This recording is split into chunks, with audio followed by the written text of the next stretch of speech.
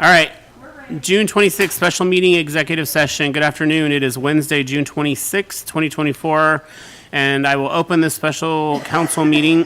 The purpose of the special meeting is to hold an executive session to consider the selection of a site or the acquisition of real estate by lease or purchase when public knowledge regarding such consideration would cause a likelihood of increased price per RCW 42.30.1101C. The council will move into executive session at this time. Anticipated duration is 15 minutes. Action may or may not be taken during open session.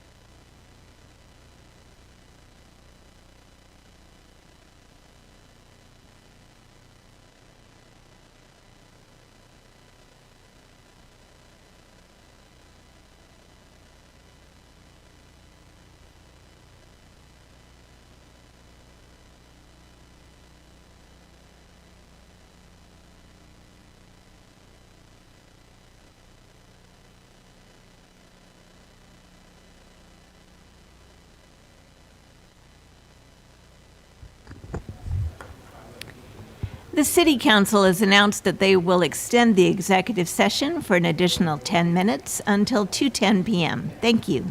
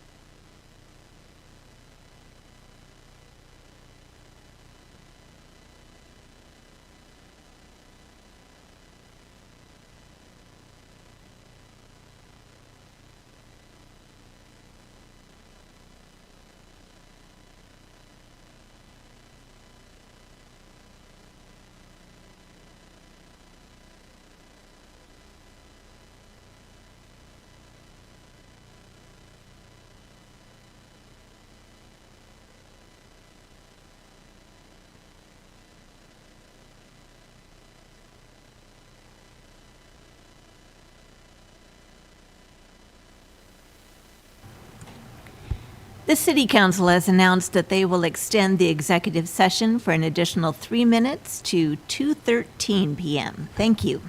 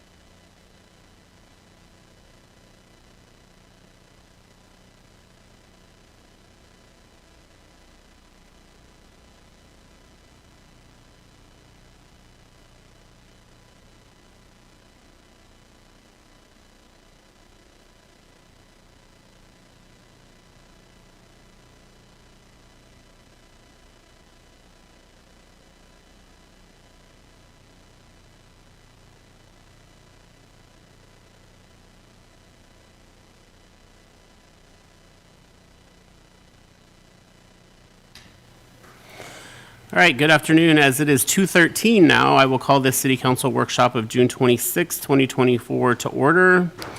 This will be both a physical meeting and a virtual meeting. Some members of city staff or consultants may be participating via teleconference. Today's meeting may be viewed live on YouTube, Facebook, and on cable channel 10 HD 1090. Public comment is not normally taken at workshop meetings, although the council may allow or request public participation. We have several action items on our agenda today. Staff has requested that we move the Skagit County Interlocal Drug Enforcement Unit annual report to earlier in the meeting, right after the mayor's comments and item. Are there any objections to this change? Looking to council. No? Okay. Hearing none, we will move it up in the agenda. All right, my comments. Although some people want to continue to rehash the past, I want us to move forward and continue to address ways to make this city better. My team is working on a more transparent administration by continuing to bring items to council and the public on a regular basis. However, there are those that want to divide our community with misinformation and half-truths. We all must remember that there are two sides to every story. Sometimes you only have part of the story, and that is not enough to understand all the facts or perspectives. For example, as a city, we can only provide the records we have in our possession when a request is made for public records. We cannot provide documents we have not received. I prefer to focus on the positives in our city, and I think we can all agree that one of the positives is our staff that work in our city. One of the bright spots in my role as mayor is hearing the kudos received by our wonderful staff, and I would like to share a couple of those comments I've received in the last month. The first is our storm drain wastewater inspector and educator, Kendall Sullivan. Here was the comment that I received. Kendall, I just wanted to take a minute and thank you and Kevin Shear and Alvin Baza, the two employees that came with the vac truck and helped us with our situation on Friday. I'm impressed by their knowledge of the equipment and their efficiency as they cleared and cleaned our drain lines. This situation had the potential to interrupt the education of over 900 students, but instead was handled within 20 minutes of our panicked call for help. Thanks for this and everything you have helped us with over the years, and please relay my appreciation to the technicians that responded so quickly. Sent from Brian Hunt, Oak Harbor School District. The second comment that we've received in the last month was that of our police chief, Tony Slowick. Hi, I just wanted to take a moment to pass along a compliment. I was stopped today in town by a police officer.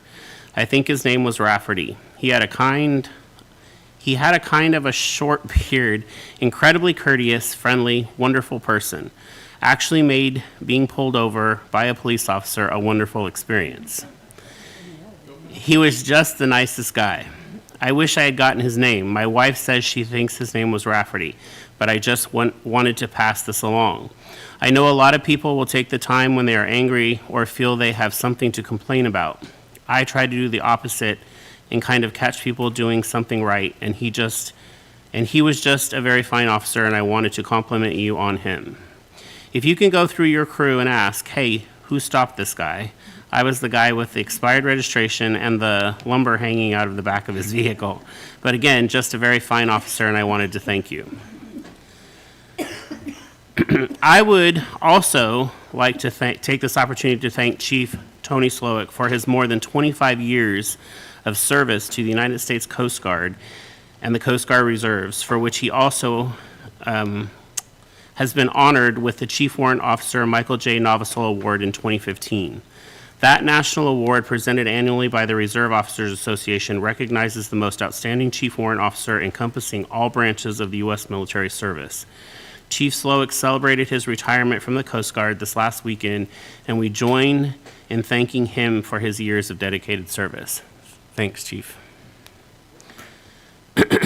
Community engagement. It is exciting to see the increase in community engagement. It is wonderful to see more people join us at council meetings and get involved in the public process.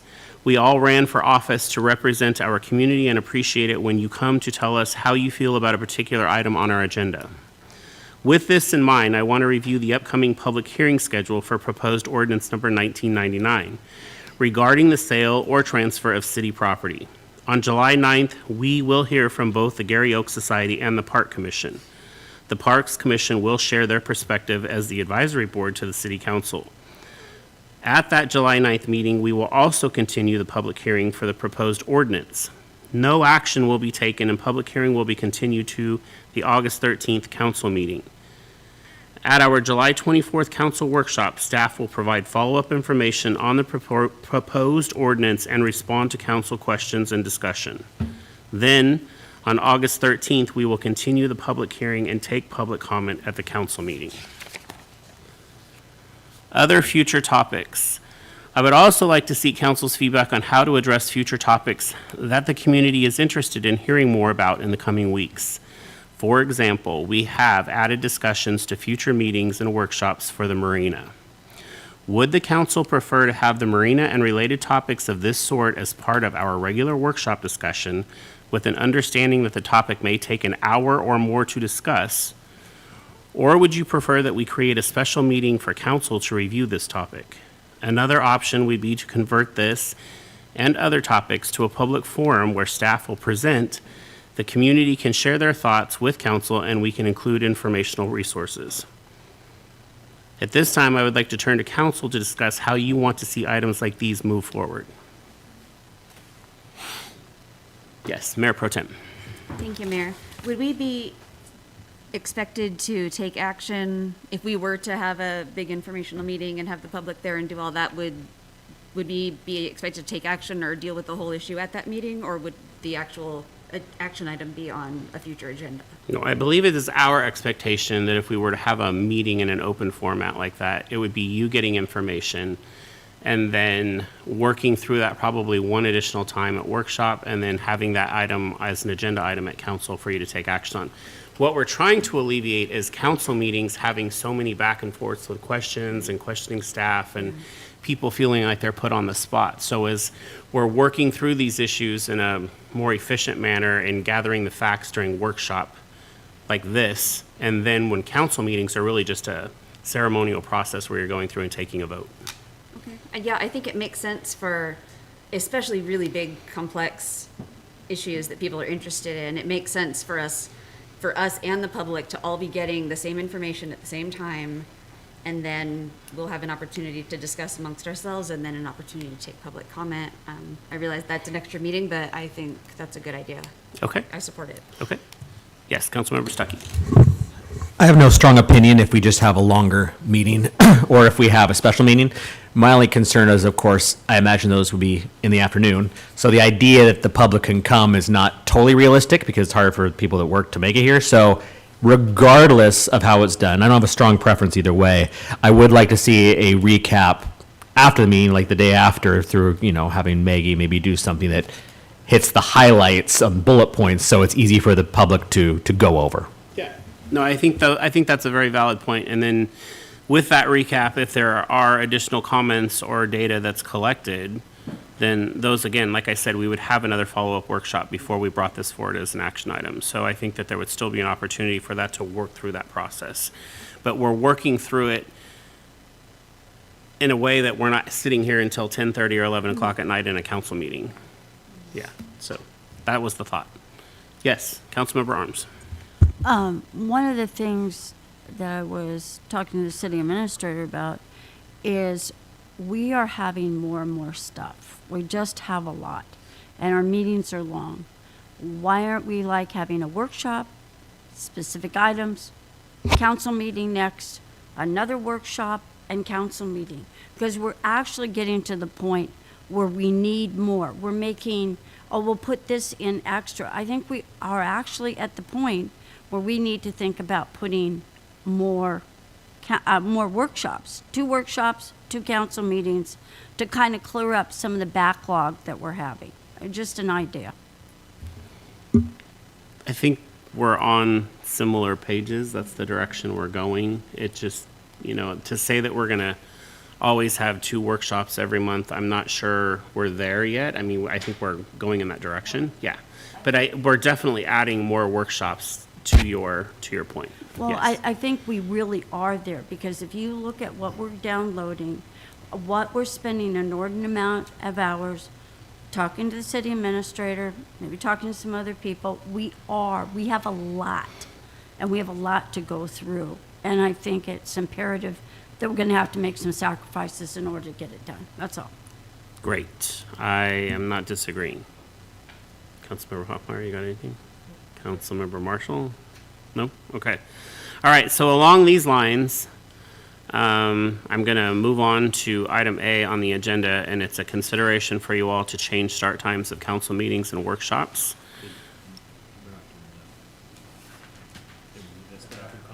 It's after. I'm still in, yeah. Oh, my fault. That's okay. I think, it's next. You're good. As I noted at our last meeting, I've asked staff to place this on our agenda today for our council discussion. Currently, our regular meetings begin at 6, and our workshops begin at 2. In many instances, both meetings and workshops have exceeded more than 3 hours in length. In consideration of the time required for not only the council, but also for city staff and members of the public who attend our meetings, I'm proposing that we change the start time of our regular council meetings to 5 instead of 6 p.m., and that we change the start time of our council workshops to noon instead of 2. I see no negative impacts to these changes in our regular meetings format. The public hearings portion of the meeting and items for council action outside of the consent agenda occur well past the start of the meeting. A 5 p.m. start time will still allow for public comments and attendance after normal working hours. With a change to noon for workshops, we will be less likely to keep staff and consultants here past their normal workday, which could result in financial savings for the city and more positive staff morale. So with that, I'll turn it over to you guys again, or council again, for your questions or comments on this. Councilmember Stuckey. I've got no problem with the changing of the workshop. I mean, selfishly, 2 is a little bit better for me, but I'm one person, and if it's at noon, it really doesn't affect my day much. I am very much against changing the council meetings from 6 to 5. Well, I do understand your point of, a lot of the stuff the public might be interested in isn't in the first half an hour. I still think I would dissuade some people who don't want to come after the meeting starts. I think that's kind of going away from transparency for those that may have a 9 to 5. So workshop, whatever. The other, I'm very much opposed to. Councilmember Hoffmeyer. Yeah, and this kind of ties into the mayor's comments before this item as well. I think many council members have done a lot of work to try to get the public re-involved, especially past COVID, and I think we've made a lot of efforts there, and I think we've seen a lot of positive growth there with people returning to chambers. Sometimes, we've been at capacity almost. The mayor has done a lot of work with regards to this as well, and certainly well intentioned in this. I think, similar to what Councillor Stuckey said, I would be very much opposed to the council meeting starting earlier than 6. I've always thought or wished that the council meetings and the workshops both would happen to start at 6:30, but wish in one hand, and anyway, we won't finish that. I don't see noon with the workshop. I don't see noon being any worse off for the public's attendance than 2, and I certainly see the benefits for the staff there. So if we could leave the council meetings at 6 o'clock and do the workshops at noon, I think that's a win. And with regards to the previous conversation, I certainly, if we have to do 2 workshops a month, not a problem at all. Thanks. Great, thank you. Councilmember Marshall. Thank you, Mayor. Actually, I have a question, I guess, for Alex and Sabrina, perhaps. Is the IRTPO meetings are on the same day as workshop, and I haven't been to enough of them yet to really kind of gauge how long each one of these lasts. I mean, are we going to have like an issue with IRTPO? Am I going to be able to attend that and then boogie back here for noon? So, I mean, Alex probably has a longer perspective working with them. I would say one of the advantages is that we do also have the ability to attend virtually. Yeah. I know it's not something that we prefer to do, but that is an option for that. Sure. So Alex might have a different opinion about the length of the meetings than I do because he's been doing it longer. Thank you. I've attended the IRTPO Transportation Advisory Committee meetings. Those are on Thursdays. As for the executive meetings, I've only attended a couple of those. Okay. So those are Wednesday afternoons, it sounds like. They're Wednesday morning at 10. Oh, Yeah. gotcha, okay. Yeah, And I'm not- they always fall on the same day as our workshop. So far, I haven't seen there's too much of a conflict, as long as I don't sit around and be too chatty afterwards. But I just wanted to make sure, because I remember seeing you on the last one, and Sabrina, I know I've seen you there, and so I was going to defer to you, having more experience with that than I do. Yeah, Right. that's why I would suggest the virtual option if we know that because we do get the agenda in advance, so if we see that it's longer, we could do the virtual for those types of meetings. Well, the other thing is, in an offer of compromise too, I mean, if we're worried an hour will make all the difference in the world, we could just move it up just 1 hour, not 2 hours, and do the meetings at 1. I mean, they're, So I'm totally good with one, Mayor. And, Okay. and when it comes to the 6 o'clock, I would again suggest perhaps a compromise of 5:30, just for the same reason of public involvement. We do have our public comment period at the very beginning. So if they're commenting on something other than an agenda item, that's their opportunity to do that. And so if we do it at 5, that perhaps could cut down on the number of public comments that people can potentially show up to make. And so at least 5:30 gives them opportunity to get off work at 5 and scoot on over. And so other than that, I don't have an issue with it. great, sounds good, thank you. Yes, Mayor Pro Tem? Thank you, Mayor. I was on council when we changed our meeting time from 7 p.m. to 6 p.m. because we were frequently here 11, even midnight. But to the point of us trying to cover as much ground as possible and have productive conversations, I would certainly support, like Councilmember Marshall said, a somewhat earlier time, 5:30, because this is our agenda. We can put the public comments at the end of the meeting if we want to. In fact, sometimes I think some of the most interesting action items are at the end of the agenda, and we've got people sitting here for 3 hours in the evening. I don't think that's any, more convenient than having somebody, just pop in the door late. I mean, if it's understood that that's just the way it's going to be and it's fine, then we could always, put consent agenda items or presentations up at the beginning of the meeting, or the informational stuff at the beginning of the meeting, and then the action stuff at the end, and start a little earlier, and that would give people plenty of time to come in, do their thing, and move on with their lives. Say, I don't mind workshops starting earlier, and is okay. I prefer 1.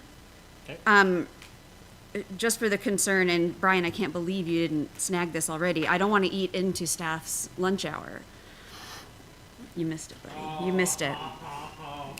So I don't want staff to be skipping lunch for on our account. So 1 o'clock I think would be preferable. We can see how that works, and like it's our, if it's not enough and we need to change it, then we can certainly have the flexibility to do that. But I think making some small shifts in either direction will make a big difference. Thank you, Mayor Pro Tem. Councilmember Arms, did you want to add anything? Well, it's up to the rest of you, because I'm available whenever. I'm the retired person. But also, I do think it would help for that extra workshop to make it for a while. We're doing the comp plan right now. We're doing it, and we're doing a lot of things. People have commented. They have never seen us like one right thing after the other. I mean, they're very impressed. They're like, what's going on down there? I said, well, we're working. So I think it's important that maybe if we do put an extra, for a while, if we put an extra workshop, I think it will help with what we have to do. And I think that will maybe help with the other issues of time and what we're doing. So that's just my idea. Great, yes, Mayor Pro Tem. Sorry, just a quick response, Councilor Arms. Your point is valid, and I don't disagree. I just keep in mind that June and July, we only have 1 meeting in those months. So they're unusually, our agendas are stacked more than they even would be normally. That's something that we can also look at adjusting. So right now we're doing our 1 regular meeting a month. And so, every agenda is kind of stacked. And my suggestion would be, and I don't oppose an additional workshop. That might be a great thing. My suggestion would be to try adding a little time to our existing meetings, have the special informational sessions on the really discussion-heavy stuff. And if that's inadequate, then we could, because we'd have to set an ordinance and all that to add a workshop. So I think that if these small changes are not adequate, we can then look at finding a place to schedule an entirely separate workshop, and I'm absolutely open to that idea as well. Yes, Councilmember Arms. To your point, I agree. But I think looking at this, looking at what we have accomplished, look at what we're doing, maybe in the future it'll slow down. I think we're coming into a critical moment where our city is moving, and we are making a lot of decisions, a lot of things that we have to spend time on, and let the city, let the people know, the citizens know. I think we have passed the point of doing what we've always done. We are now almost 25,000 people in the city, and I think back in the day maybe, but now I think, I hate to say for the summer, I think we're just up to where we have to be. I mean, I just don't see any way we can get everything that's on our docket done. And a lot of these are very important items that we need to do now. We need to make that difficult decision or whatever we're going to do. That's just my personal opinion. Like I said, I'm the one that doesn't work, so, it doesn't affect me like everybody else. So that's a consideration too. Thanks. All right, great, thank you. So feedback has been mostly positive, and what I'm hearing, workshops 1, council meetings, potentially 5:30. Again, that's not set in stone. What we're going to do is I'm going to have staff bring this back on an agenda, and then you guys can take a formal vote at that time. Again, this is all just an attempt to make things better for everyone. Yes, Councilmember Marshall. Thank you. I would suggest if we do have an executive session like we did today, doing that we could potentially do that at 5, right? I mean, because that doesn't involve the public, and we tend to have those at the end of the meeting, which then extends that meeting longer. So in the event that we have an exec, maybe we do that at 5. Agree, yes. thank you. 100%. So I think that's a very good point, so. All right, well, thank you all. And we're going to move on to our community partner presentations. And up first, we have Skagit County Drug Task Force Interlocal Drug Enforcement Unit 2023 Annual Report. Here to introduce is our Chief of Police, Mr. Tony Slowick.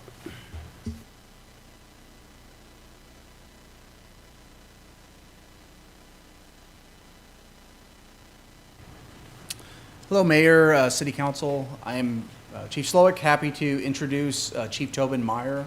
Chief Meyer is the Chief Criminal Deputy for the Skagit County Sheriff's Office. He also serves as the commander for the Skagit County Interlocal Drug Enforcement Unit. They are a very valued partner with the Oak Harbor Police Department and all of law enforcement in Island and Skagit counties. Additionally, they are our nexus and our partners with the FBI, Homeland Security, DEA, and other federal entities. They don't only do drug enforcement, they do a lot of gang and firearms enforcement as well. And they really help us with a lot of our drug investigations, drug interdiction, electronic investigations, and they're a very highly skilled team that we really value here in Oak Harbor. So with that, I introduce Chief Meyer.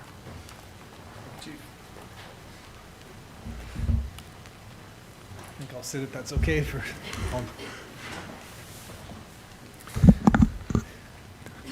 Well, good afternoon, Mayor Wright, City Council, members of the public. Thank you so much for having me today. I am truly honored to get to share the great work of the Skagit County Interlocal Drug Enforcement Unit. We refer to it as the task force or as SCADU, so if you hear me say that, that's what I'm talking about. So a quick, just upfront to this presentation is normally a 30-minute presentation. Out of respect for your time, I'm going to talk really fast and go through these slides fairly quickly and try to get this done in about 15 or 20 minutes at the very longest. The other thing I want to point out is the team's name is the Skagit County Interlocal Drug Enforcement Unit, but all of the work we do is regional, if not statewide, if not nationwide in its nature. And there is there will be some case highlights in this presentation. Regardless of the location, those same things are happening here in Island County, in the city of Oak Harbor, and we are absolutely, just like the chief said, in lockstep with the Oak Harbor Police Department. Chief Slowick and his predecessor, Chief Dresker, have been outstanding partners for law enforcement in the region to help us be more effective and more efficient with all of our resources. And I'm extremely thankful for that partnership, and we'll certainly encourage that going forward. So with that, we'll get into the presentation. Oh, one more thing too. I'm just the face of the Drug Task Force. We're undercover in nature. Our true heroes and the folks doing the yeoman's work are really the men and women of the Drug Task Force, our special agents and detectives. They are the ones that really deserve the credit here. But this is a highlight of our 2023 year in review. It is just a high-level summary, and again, the credit really goes to them. They are working their fannies off to try to mitigate the impacts of this immense drug epidemic we're all facing, and really hats off to them for this. So for today's presentation, as I really get going now, I'm going to talk a little bit about the team, some recent highlights from 2023, current trends, and then just a short slide on looking ahead in terms of what we're seeing and forecasting. So very quickly, our task force is established in 1987 by an interlocal agreement, so we're one of the more established teams in the state. We've been around continuously since then. We have outstanding local and federal participation on our task force. Our primary mission focuses on mid to upper level drug trafficking organizations, and secondary to that, as the chief mentioned, we do a lot of other stuff really well. Street crime level, what we call special investigations, and then investigative support on things like controlled substance homicides, high-tech tools to help locate and apprehend some dangerous fugitives in our region, and we have staff that is specifically and highly trained. They are experts in their field in that regard. These are our current local participating agencies. In terms of local agencies and then staffing, we have a part-time commander, full-time sergeant, full-time office manager, full-time undercover detectives and special agents, and then a rock star part-time deputy prosecuting attorney who's been with us for 20-plus years and knows how to prosecute complex drug trafficking cases like the back of her hand. She is outstanding for us, so very fortunate to have her. Well, we obviously work with PA Banks as well when we come over to the island, and very good working relationship here as well in Island County. These are our key federal partners, so the FBI, DEA, and Homeland Security. We do work with a lot of other federal agencies as the need arises. We can charge cases federally, so we have federal task force officers assigned to our task force, and so some of these cases span multiple states, if not transnational, and that's where our federal partnerships really come into play. We try to be as efficient as we can at the local level, work these cases up into that federal nexus if we can, work them up the highest level we possibly can, and really cut the head off the snake at the biggest level that we can. One of the unique things here for the Drug Task Force in the state of Washington is our level of oversight. Where all of the task forces across the state of Washington are overseen by executive boards made up of police chiefs and sheriffs assigned on to the interlocal agreement. Chief Slowick sits in as a representative to help guide us and provide information about what's happening here in the city of Oak Harbor. We have quarterly meetings. They're very structured, and we report on all the good work and all the challenges we have as well. And then in addition to that, we are one of only 2 states that does any kind of a peer review. Our state does the most in-depth peer review. It's usually a multi-day process. They dig into all of our policies and procedures, our files, our record-keeping systems, all of our standard practices to ensure that we're operating at that high level and hitting that safety bar, and also that accountability bar for some of these things that are high risk, high liability. So when I talk about mid to upper level drug trafficking organizations, I'm talking about this level of seizure. So I'll talk more about the seizure there on the right in a little bit, but just for context, that's about 500,000 counterfeit pills that contain fentanyl. Methamphetamine, powdered fentanyl. You'll always see firearms and cash associated with that as well. So that's a typical mid to upper level drug trafficking seizure for our task force. And the other thing I like to remind people of when they look at these photos, this is a snapshot in time for when this seizure occurred on this particular stash location. This amount of product can move through some of these locations in a matter of weeks or months very, very quickly. So this is a snapshot in time just to give an idea of how much product is flowing through our region. And this is really, at the end of the day, who we're targeting.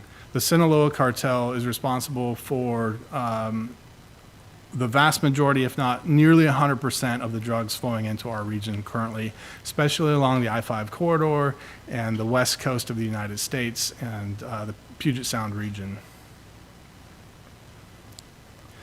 I mentioned we also work special investigations and some other activity that's more at the neighborhood or community level that's an ongoing criminal nuisance. We help support law enforcement agencies that maybe don't have the staffing knowledge or capability to be able to address some of these issues. They're just a little bit beyond what their staff or manpower are capable of doing, either because they don't have the resources or they don't have the training to do that.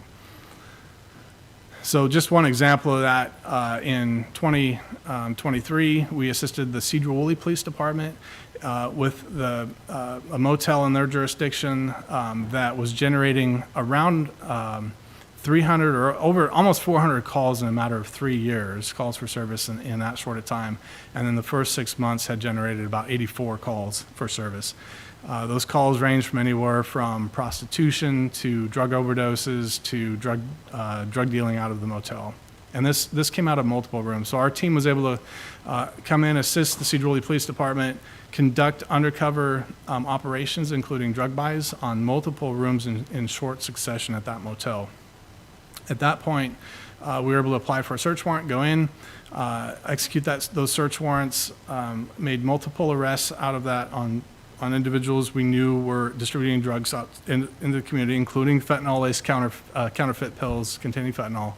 And at the conclusion of that, working with other partners like the health department, code enforcement, and the like, we were able to take swabs of the various rooms that we thought were impacted to determine if there's unsafe levels of controlled substances, just residue, if nothing else, in those rooms. And every one that we tested returned positive for unsafe levels of fentanyl and methamphetamine in the rooms, and the motel was subsequently shut down as a result. So these are the types of things we can help at that ongoing community problem level, and work with the city on how they'd like to address those problems and make sure we're hitting the needs of the city or jurisdiction we're helping serve. This next case is a excellent example of a mid-level drug trafficking investigation. A lot of hours spent on this particular case. The long and short of it is this is Pastor Stephen Parker. This is a tale of two lives. So Steve Parker, on one hand, was a pastor living with his wife and elderly mother-in-law in a home in Snohomish County. And on the other hand, he was maintaining a stash house, a drug distribution house, with his girlfriend at another location. And through our intelligence, through our investigation, were alerted to Stephen Parker and learned that he was distributing large quantities of fentanyl, methamphetamine, and other drugs into Whatcom, Skagit, and Snohomish counties. And in this case, our detectives were able to conduct undercover operations once again, and through the course of that investigation, eventually we were able to conduct a traffic stop on him with fentanyl powder, over 2,000 counterfeit pills containing fentanyl, cocaine, 2 pounds of methamphetamine, a stolen firearm, and then in a subsequent search warrant at his 2 residences, found 38 additional firearms, 3 of which were stolen, and he was subsequently sentenced to 54 months in prison. So a good example of kind of a mid-level investigation. I'm not going to go into depth on this particular investigation much, but the point of this is, again, the task force is able to address a lot of different criminal activity that maybe our local law enforcement isn't as equipped to deal with. But I also want to point out that human trafficking and human sex trafficking in our region does happen, and it does exist. And this is one of those investigations that we jointly conducted with King County. And we're able not only to shut this particular organization down that was run by a couple out of Burien, but we're also able, on the day of the search warrant, came prepared with experts in managing and helping victims of human trafficking, human sex trafficking. So it's not just come in, do the search warrant, kick the door, make some arrests, and off we go. We view it as more of a holistic issue, trying to make sure that we're addressing needs of victims as we encounter them as well, and go and prepare for that. So as we led up to the search warrant, we're able to prepare for and make sure those resources are available for these victims as we're interacting with them. All right, and then this is the last case highlight, I believe. So this is really a good example of a transnational organized investigation, or an upper-level drug trafficking organization that we were able to disrupt. This particular investigation led us to a large distribution center, I'll call it. It was a stash apartment complex that was part of a much larger investigation. we're able to identify through our various intelligence sources that the vast majority of drugs coming into our region were coming out of this particular area. Through investigation, we were able to apply for and were granted a search warrant, went into that complex, and at the end of the day, seized over $500,000 pills containing fentanyl, 22 pounds of methamphetamine, 6 pounds of cocaine, a pound of heroin, a pound of fentanyl powder, and 6 firearms, and $250,000 in cash. Probably most impactful for the detectives, for all of us that touched this case, the day of the search warrant, the picture there on the bottom left is of the interior of the apartment complex. And as K-9 Sully there on the right was searching this particular area, he overdosed on fentanyl, went down. His handler was Johnny on the spot, able to administer Narcan, revive Sully, who was then transported to the vet clinic and survived. He was back doing a great job. But at that same location, we also found a young child living in that apartment complex with his father, and just drove home how dangerous this is and how this whole epidemic is impacting individuals in ways we can't even think of. And this is probably one of the more alarming circumstances for us in terms of, 500,000 pills out in the open available to a young child in this particular scenario.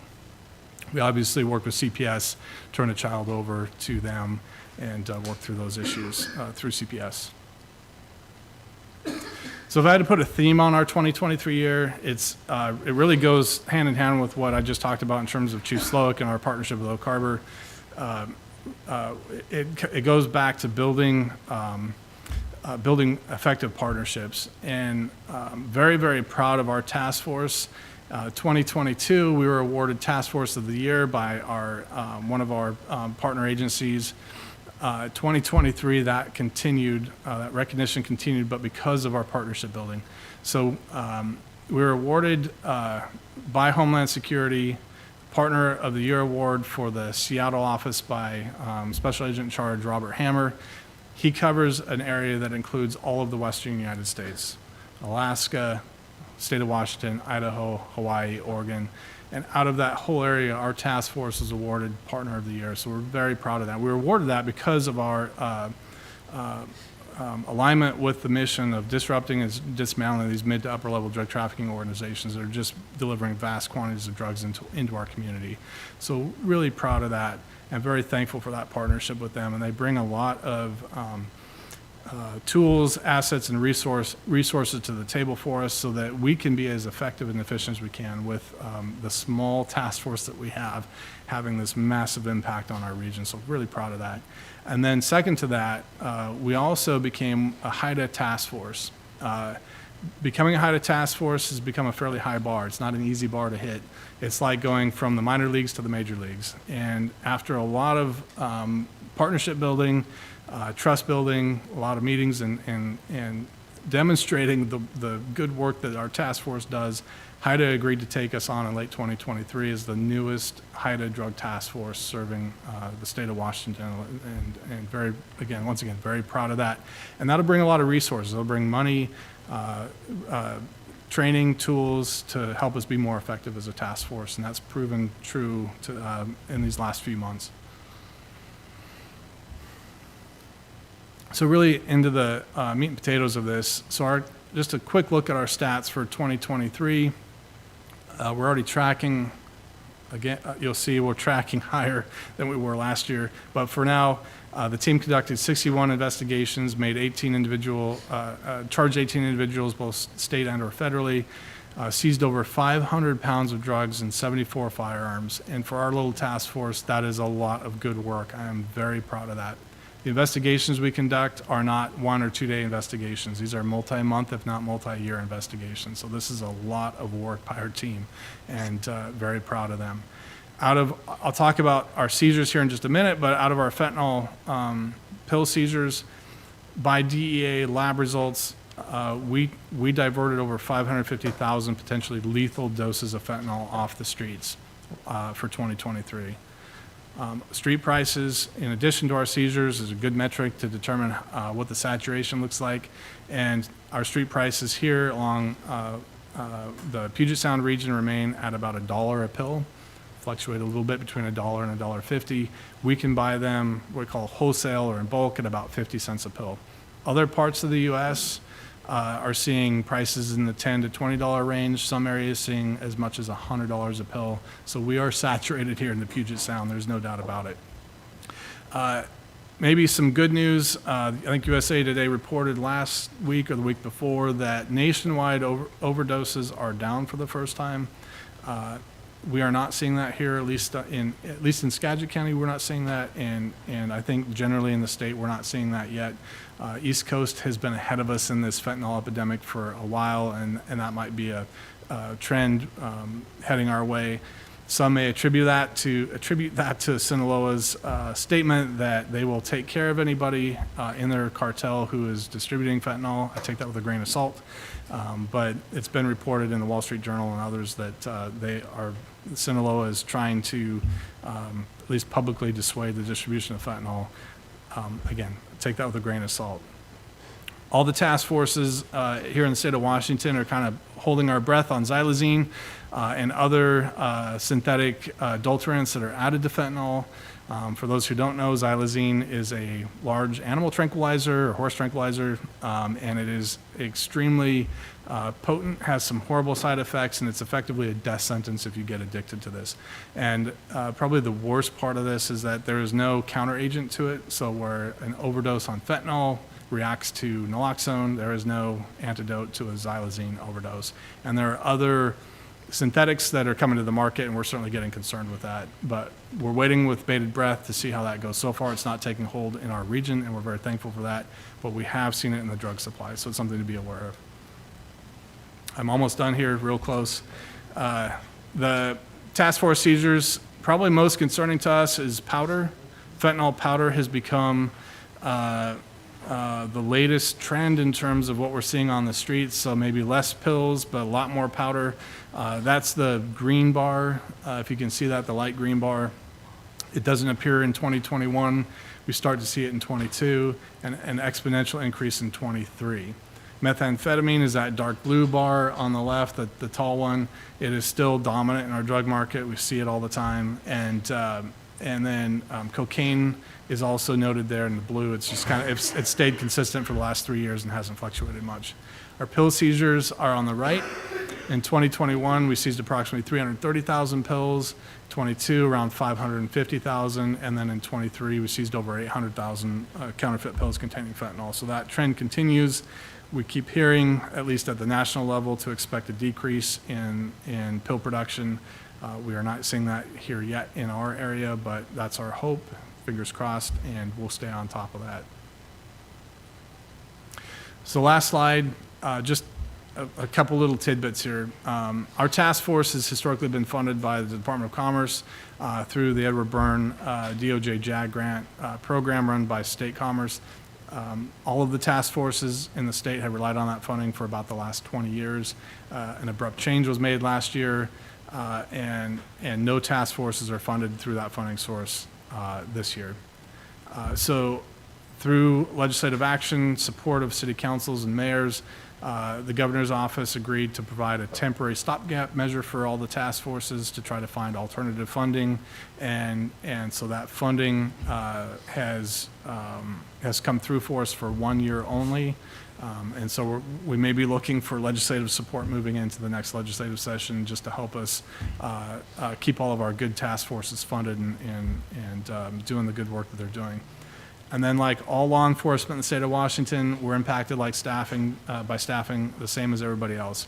We have a lot of open positions at our task force, either temporarily or for the long term, just because of staffing. But we are able to, we have funding, we have staffing. As long as we have that, we're going to continue doing the excellent work that this task force is able to do. So with that, I thank all of you for your time. I thank you for your support. The City of Oak Harbor has been an outstanding partner for us, and I just want to make sure that's acknowledged here, and especially with Chief Slowick and the Oak Harbor Police Department, just been outstanding partners. So thank you very much. Great, thank you for that. I'm going to turn it over to council for questions and comments, and first we'll go to Councilmember Hoffmeyer. Yeah, thanks for all the work you're doing on this. I mean, you guys truly saving lives. I know you guys are aware of that.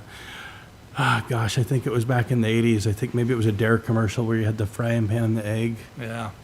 I'm 39 years old. It feels like nobody's taken the egg off the stove. This topic, this situation seems to have gradually and at times rapidly gotten worse. You know, as a nation, I'm not really sure where we're going with it. I know that the work you guys are doing is vital. I know you guys can't stop everything, you know, so one question I would have is the stuff that makes it through the cracks, the stuff that ends up in a school or that ends up on a playground. What more can we do to ensure the public safety, especially young kids? I think our viewpoint, especially with the uniqueness of this epidemic, it's unlike anything we've seen before, is taking a holistic approach, making sure that the Drug Task Force is speaking with public health partners and educators on what we're seeing. We tend to be the tippy end of the spear, knowing what's coming before it gets here. I always use the example of rainbow-colored fentanyl. It was clearly marketed to kids. They call them Skittles. And we knew through our intelligence that it was a matter of a few months before it was going to be in our region. So we're able to work with public health, alert them that that's coming, and rely on them to help with the education component. And also through our executive board meetings, and if it's urgent enough, we distribute email and phone calls and all those other kinds of communication means. But we'll get the word out to our executive group as well to say, hey, expect this to come, or we'll send that to our patrol groups in both Skagit and Island County to make sure they're aware of what's coming. And so I think it's really a holistic approach. That's the short answer to it, is making sure that we're all partnering and we're not siloing and everybody's doing our part. The task force is not built as an educational tool by nature. We're undercover, but I'm the public face, so I try to get out to with the press, do articles on things that we see that are coming, and do city council meetings like this to alert everybody of the trends that we're seeing and what to expect moving forward. Awesome. Well, thank you for that. And then on the one slide there where you had the colored areas and you had the arrows coming into Central America and stuff, is that indicative of what you hear on cable news with the fact that a lot of what the cartel's getting is coming out of China? Is that what those arrows coming in were? Yeah, so it's a lot more complex than that, and it is just as confusing and complex as what you saw on that chart. When I say the Sinaloa cartel, it's the Sinaloa cartel and the syndicates, and it's very, I don't know if tribal is the right word, but it isn't as structured as I make it sound. It's very piecemealed, and there's these loose factions that work together as the Sinaloa cartel or New Jalisco cartel that tends to impact more of the Midwest and Eastern United States. But there are a lot of countries that distribute drugs through Mexico, so Honduras, China, Colombia. A lot of these countries will move product into Mexico, and then it's distributed by the cartels that are loose-knit, but at the same time they can be as organized as, you know, a big box store, for instance, in terms of their distribution network and all that kind of thing. So so it is a multinational thing. I know China is still shipping precursors for fentanyl to Mexico. Mexico labs are assembling that into fentanyl and then shipping it into the United States. And that trend continues. But it's not just China. There are other countries that are sending product through Mexico as well. Awesome. Well, again, thank you so much. And send our thanks to the undercovers if you can. And Absolutely. Seems like you guys are on the front line of what might be some type of world war. I mean, pretty wild. So thank you. You're welcome. Thank you. Yes, Mayor Pro Tem. Thank you, Mayor. How many people could 500,000 fentanyl pills and a pound of powder kill? hypothetically? So 800,000 pills is what we seized. The DA has done lab tests on these pills. 3 years ago, they would have told you that 4 in 10 pills would be lethal. That went up to 6 in 10 last year, and now we're at 7 of 10 pills are lethal. So about 550,000 of the pills that we seized last year contain a potentially lethal dose of fentanyl. It's like 70%. 70% of any counterfeit pills. It is more than a 50-50 chance, obviously. So it is, I would take it as a sure bet, right? It is not worth, we say one pill can kill, it is not worth one pill. Not worth It just finding isn't. out. Yeah. And in terms of powder, it is all over the board for us right now. It's the Wild West in terms of purity levels, in terms of what we're seeing, and 2 grains of sand worth of fentanyl powder is a lethal dose for an adult human. So if you imagine a bucket of fentanyl holding 3, 4, 5 pounds, each 2 grains of fentanyl in that bucket is lethal to an adult. So it's immeasurable, but the purity is the biggest thing. You don't know what if there's something cut in that. You just you don't know if that's 100% pure. And so again, it is a game of Russian roulette. It's worse than that, frankly, right? It isn't worth it. And then on top of that, we will occasionally see an adulterant added to that, xylazine, nitazine, or some of these super fentanyl mixes we're hearing, and are just waiting in bated breath to see if that comes into our region, and so far, knock on wood, that hasn't. So, yeah. Ironically, I was just hearing about nitazines yesterday, and that it's like 40 times more potent than fentanyl. It even. is literally being marketed as super fetty or super fentanyl. It is, it is That's the Wild terrifying. West. Yes. It's terrifying. Well, thank you and the team for what you do. Please give Sully pets from me and tell him he's the best boy. You bet. Thank you. Yes, Councilmember Marshall. Thank you, Mayor. You mentioned that funding is not secured, right? That you have to go, to the legislature, hopefully, to get some kind of funding. So what happens if that doesn't come through? I mean, what's next steps for you? We're very fortunate. So I mentioned our HIDA partnership just this week, yesterday, in fact, I received a phone call from HIDA, our first round of what I call normal budget funding from them. They recognize the challenges with the DOJ funding through the state of Washington. They told us they want to make sure that we are stable in our funding. We're doing their words, rock star work, and we want to make sure you're funded. So we set that up. It was timely. And so we think that we'll be okay in that regard, but it's not guaranteed. It's each year you have to apply for it. Whereas the DOJ funding was guaranteed funding for 20 years for the task forces. I worry more about the 16 other drug task forces that don't have that. And as they fold, and we've already lost some as a result of some of this, as they fold, that's more work for our task force. Right? There's a vacuum that occurs. And so that's my concern. And so I think I'd like to address this at the statewide level to make sure all of our task forces are vibrant and able to be a part of this as a holistic solution.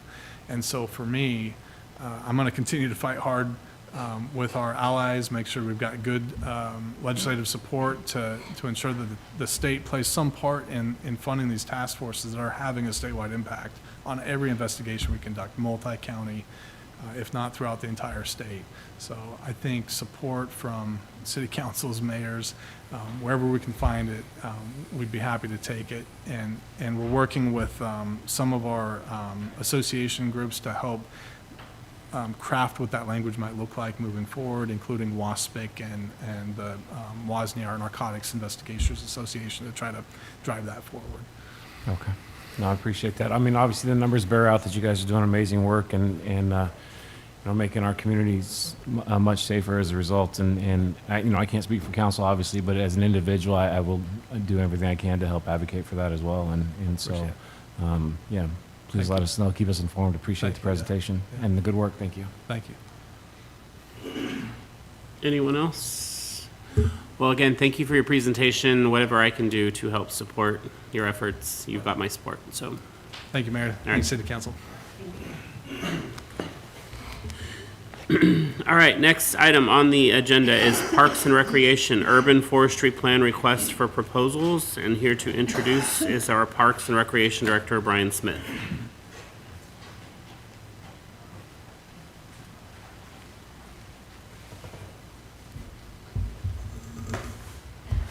Hey, Cancel.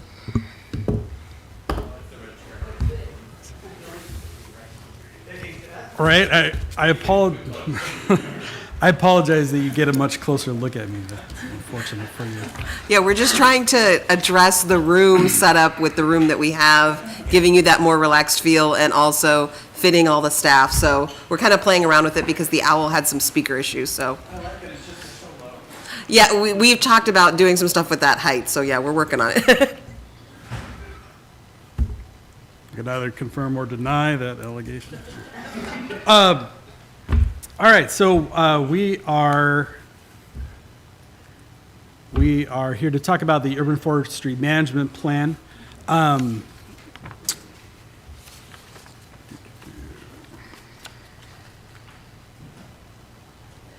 you go.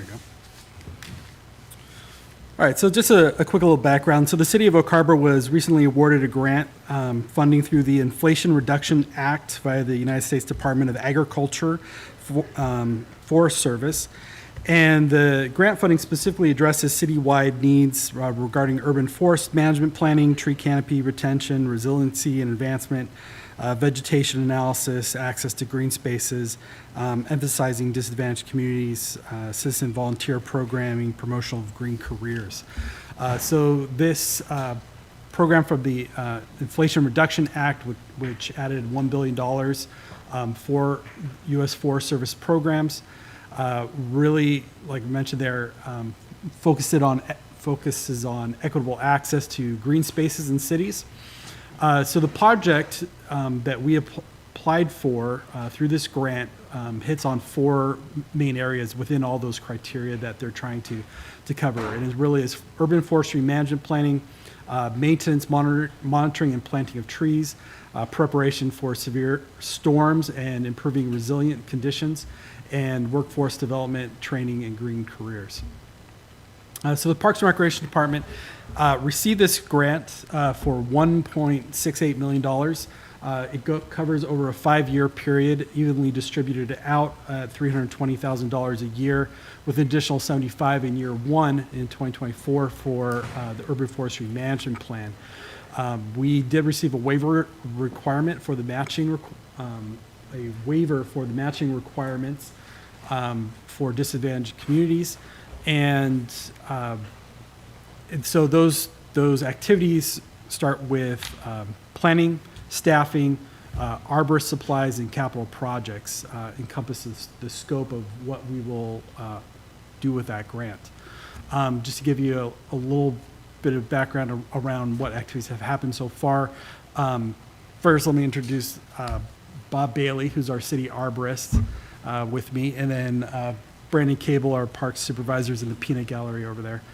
And Bob, since springtime, has planted about 34 new trees, especially around public areas like Windjammer Park, the playground, and the splash park, where we get hundreds of residents out during more sunny times, and then has already started working with the Department of Natural Resources on updating our tree inventory. We've hired on a arborist apprentice full-time, and are in process right now and have made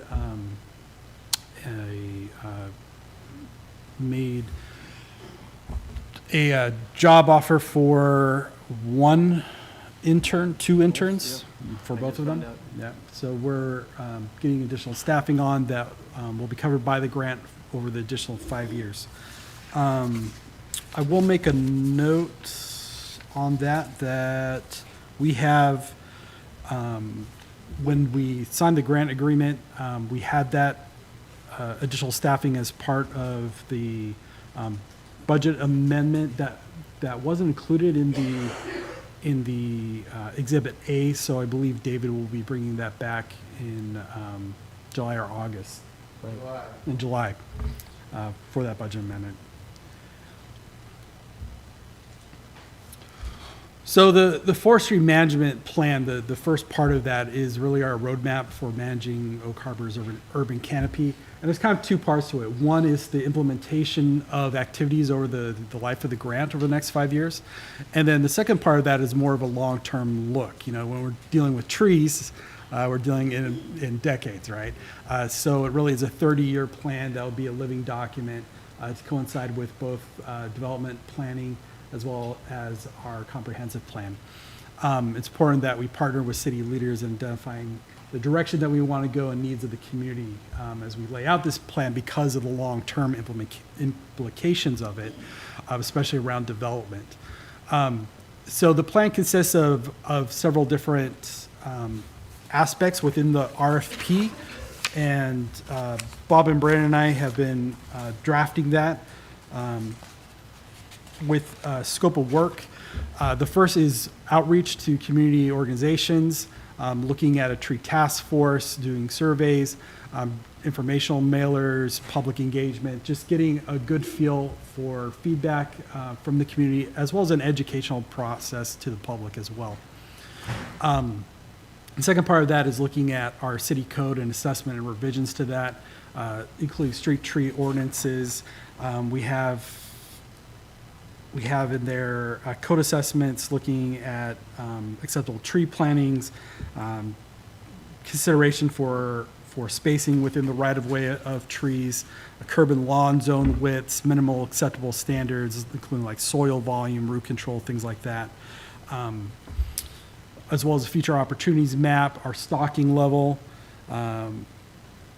which looks at, for contractors, to look at the percent of right-of-way trees with canopy coverage versus available surface area of available planting space within each defined section, and then our compliance with Tree City USA requirements.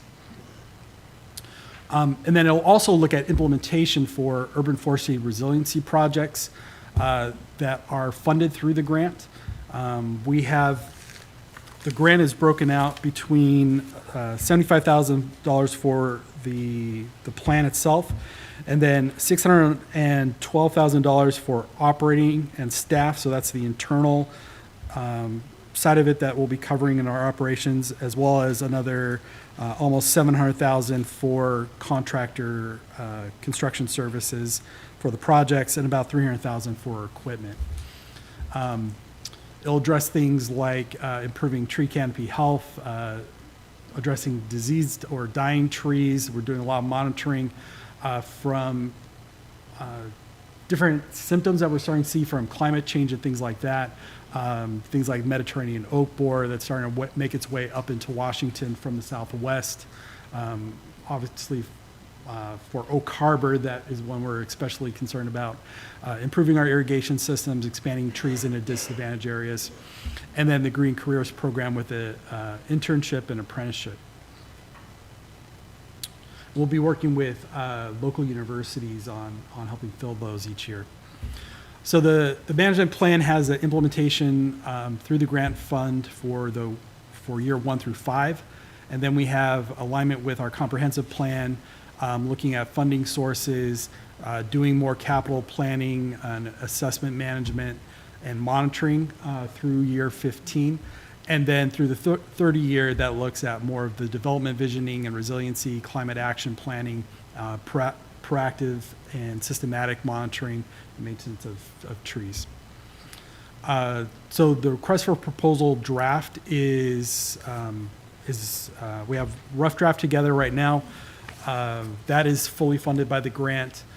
It is, the scope includes public engagement and education, focus on disadvantaged communities, understanding existing conditions and metrics with our inventory, identifying opportunities and program objectives, revision to code and guiding policy for council, as well as our Parks and Recreation Commission, and also for new developers within the city, and then the implementation of the resiliency projects over the 5-year life of the grant.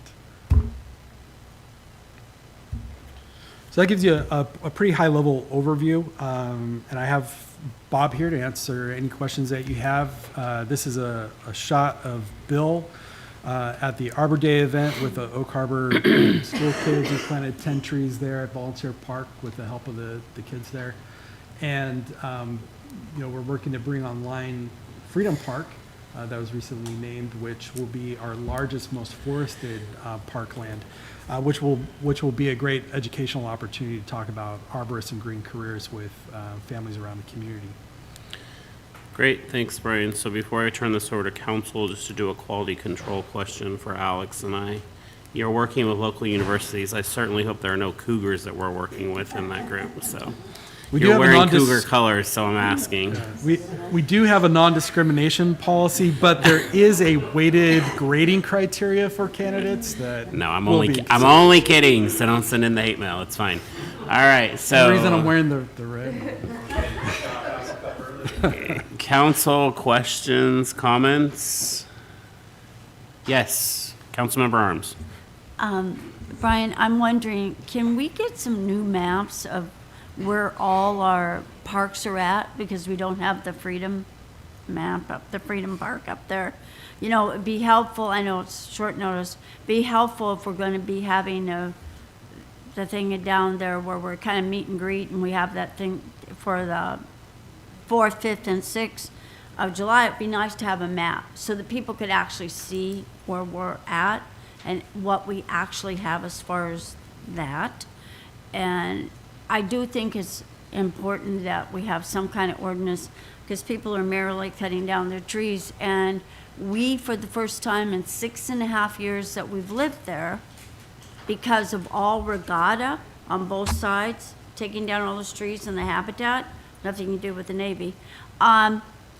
Anyway, we had 2 deer in our yards, and we live right in town. They jumped our fence, and we're like, wow, look at that. Wonder whatever they came from.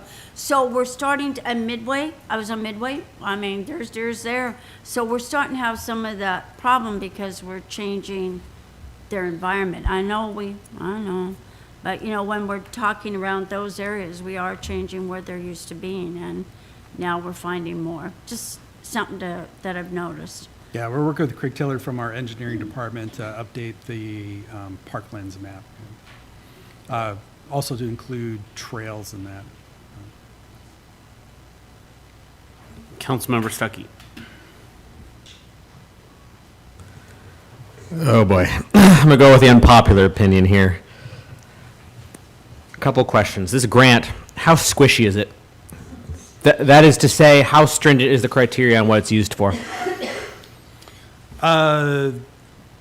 The activities within it, as long as they fall within green careers, resiliency projects, planning, they have a list of different activities that are allowed and some that are not allowed. I suppose for me personally, it's a lot of money to spend on trees. I'm just going to be honest to how I feel. I have no problem with things being covered by a grant. It's after the grant that I'm a little worried about. I would not ever personally entertain putting as much money into things just focused on trees after the grant expires. So I'm really hoping through this, like I heard things like equipment. If equipment can be used, it can be used for other things, and this grant can kind of be used as that, I would greatly appreciate it. I hear all this stuff with trees and $1.7 million, and to me that's a lot for trees. It might seem a lot until you realize the economic benefit and impact that projects like this provide to a city. As far as your question around equipment, the grant cannot be used to purchase equipment for the city. It can be used for equipment for a project, usually within like rentals or leases or things like that. And I think you might be right about the economic impact. I mean, when I think trees, I'm thinking there's some shade, there's some healthy trees. It's nice to see green spaces. I'm not seeing too much direct economic impact aside from that. And that's probably on me and just having to educate myself. I'm just hoping that at the end of this 5 years that the funding sources are really heavily looked at and what are we spending on and is it worth it, to be blunt. Right. So as I showed in there with the plan, as we look at the implementation of the monies that we have over the 5 years, then it also looks into the next 15 years, and part of that is funding sources for continuing to do agricultural activities, right? And implement that plan. Anyone else for the good of the order? Yes, Councilmember Hoffmeyer. I think the mayor was kicking off the Apple Cup early. That'll be some fun wagering. You know, I think if you just look at the snippet, it does seem like a lot of money, but the bigger picture, it does make sense. You know, if somewhere through this process, you know, we can help inform the public on, you know, what we're doing with this, and, you know, explain some of the economic development, you know, or the economic benefit. I mean, just one tree, you know, the amount of money that it could save for those 2 or 3 homes around that tree when it comes to the utility bills, et cetera. I think it was the comprehensive, it was as we were going through the process of hiring the new team to do the comp plan, and I think there was the global warming part of it, or the climate change part of it as well. But somewhere involved in all that was an area with a large tree canopy, you know, that it would reduce the summertime temperature by like 10 degrees or something crazy in there. So there is some real benefit, and I think the Gary Oak trees are every bit as cool as the coastal redwoods or the Joshua trees, you name it. So yeah. I like what we're doing, and the grant does make it a lot easier, obviously. Thanks. Thank you. Anyone else for the good of the order? All right, thank you very much for your presentation. Okay, and we anticipate that the RFP will go out early July, and we'll be able to bring back an agreement for council's approval in August. Okay. Moving on to development services, we have our first action item, BHC Building Official Services Contract Amendment Number 5. Introducing this is our Development Services Director, David Cool.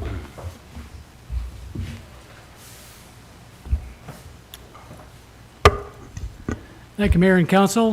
Today, we'd like to talk a little bit about BHC, which is a contractor we've been using for some time. I used BHC when I was in Arlington. I used BHC when I was in Woodinville. I used them when I was in Chelan County, and we've been using them for almost 4 years here in Oak Harbor. So the concept, what we want to use BHC for is building official services. This is our 5th amendment to the contract.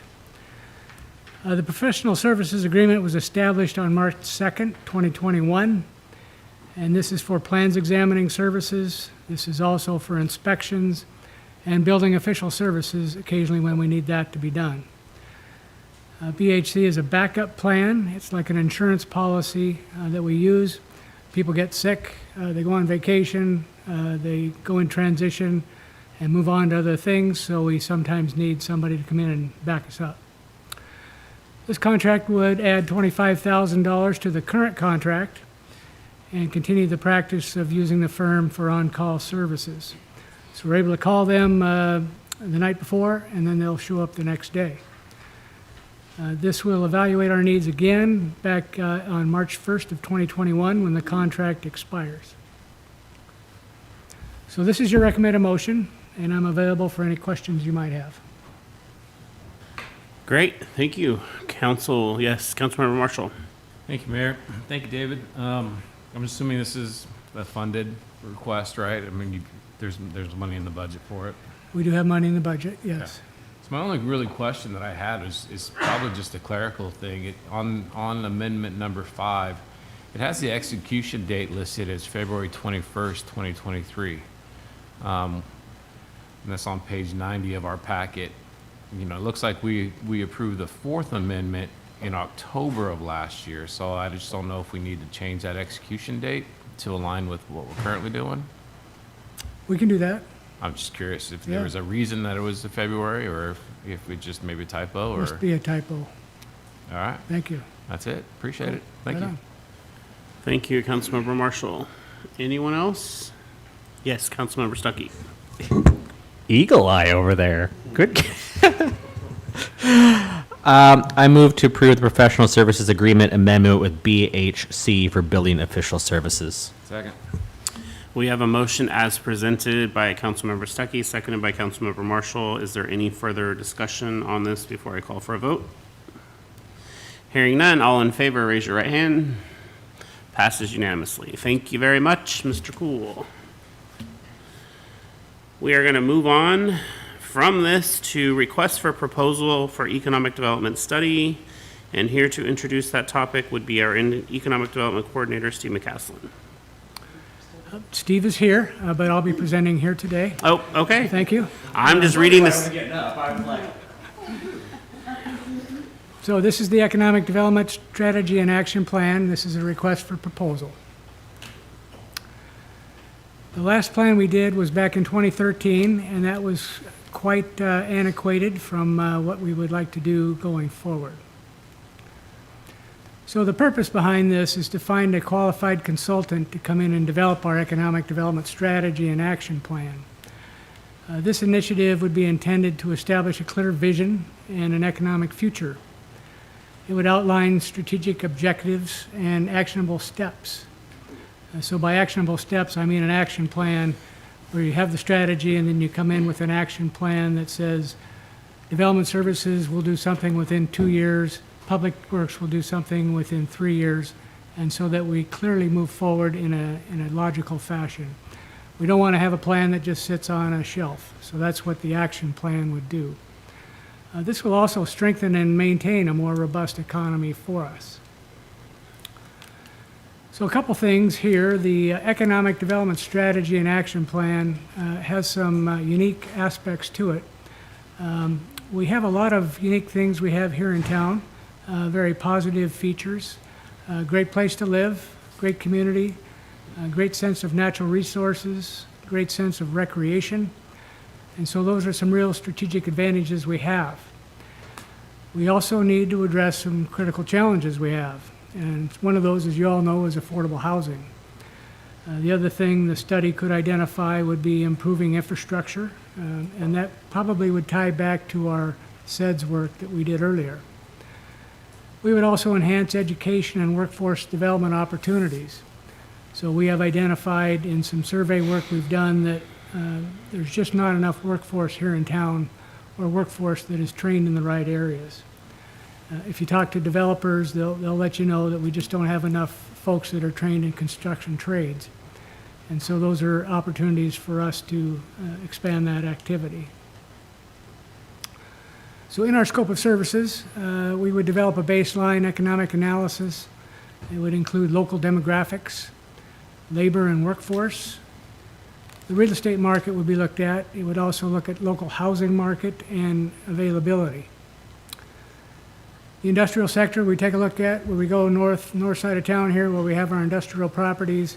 We'd see what we have currently, and we look at the analysis to see what we can bring here to provide more diversity in our economic plan. Retail sales and leakage. If you go online to our website on the economic development, you'll see that we've already done retail sales and leakage studies, but we would like an economic firm to come in and give us a strategy on how to deal with that. Infrastructure as well, another thing we need to pursue, and quality of life, as well as the aging population impact we have here in town. So we have an aging population and a retirement community, and we'd like to know a little something about that. So the scope of services will also conduct a review of existing planning documents. And I was mentioning earlier the SEDS work that we did with the county earlier. That was just approved this year. And the SEDS work steers us towards grants that give us funding for infrastructure. And so part of economic development is infrastructure, and we want to make sure we've laid the table out to be able to bring firms in here and have infrastructure ready to go. Another part of this analysis is we'd like to engage our community. And so the way we would do that is we would engage our key stakeholders, people in business, as well as people who are just on the sidelines, maybe people who are in tourism or other industries, to see what they would like to see with this plan. We'd also do public surveys and get a huge participation effort out of this plan. So the idea here is, again, to develop the plan, to implement the strategy, but also to have the action plan. And again, we'd go back to, in there, it would say, develop a new bridge over a certain area, which maybe would help economic development in a certain part of town. That's just a for example. And it would say, the Public Works Department will do that within 2 years, and Development Services will do something within 2.5, something like that. So that's really what the whole strategy is behind this planning effort.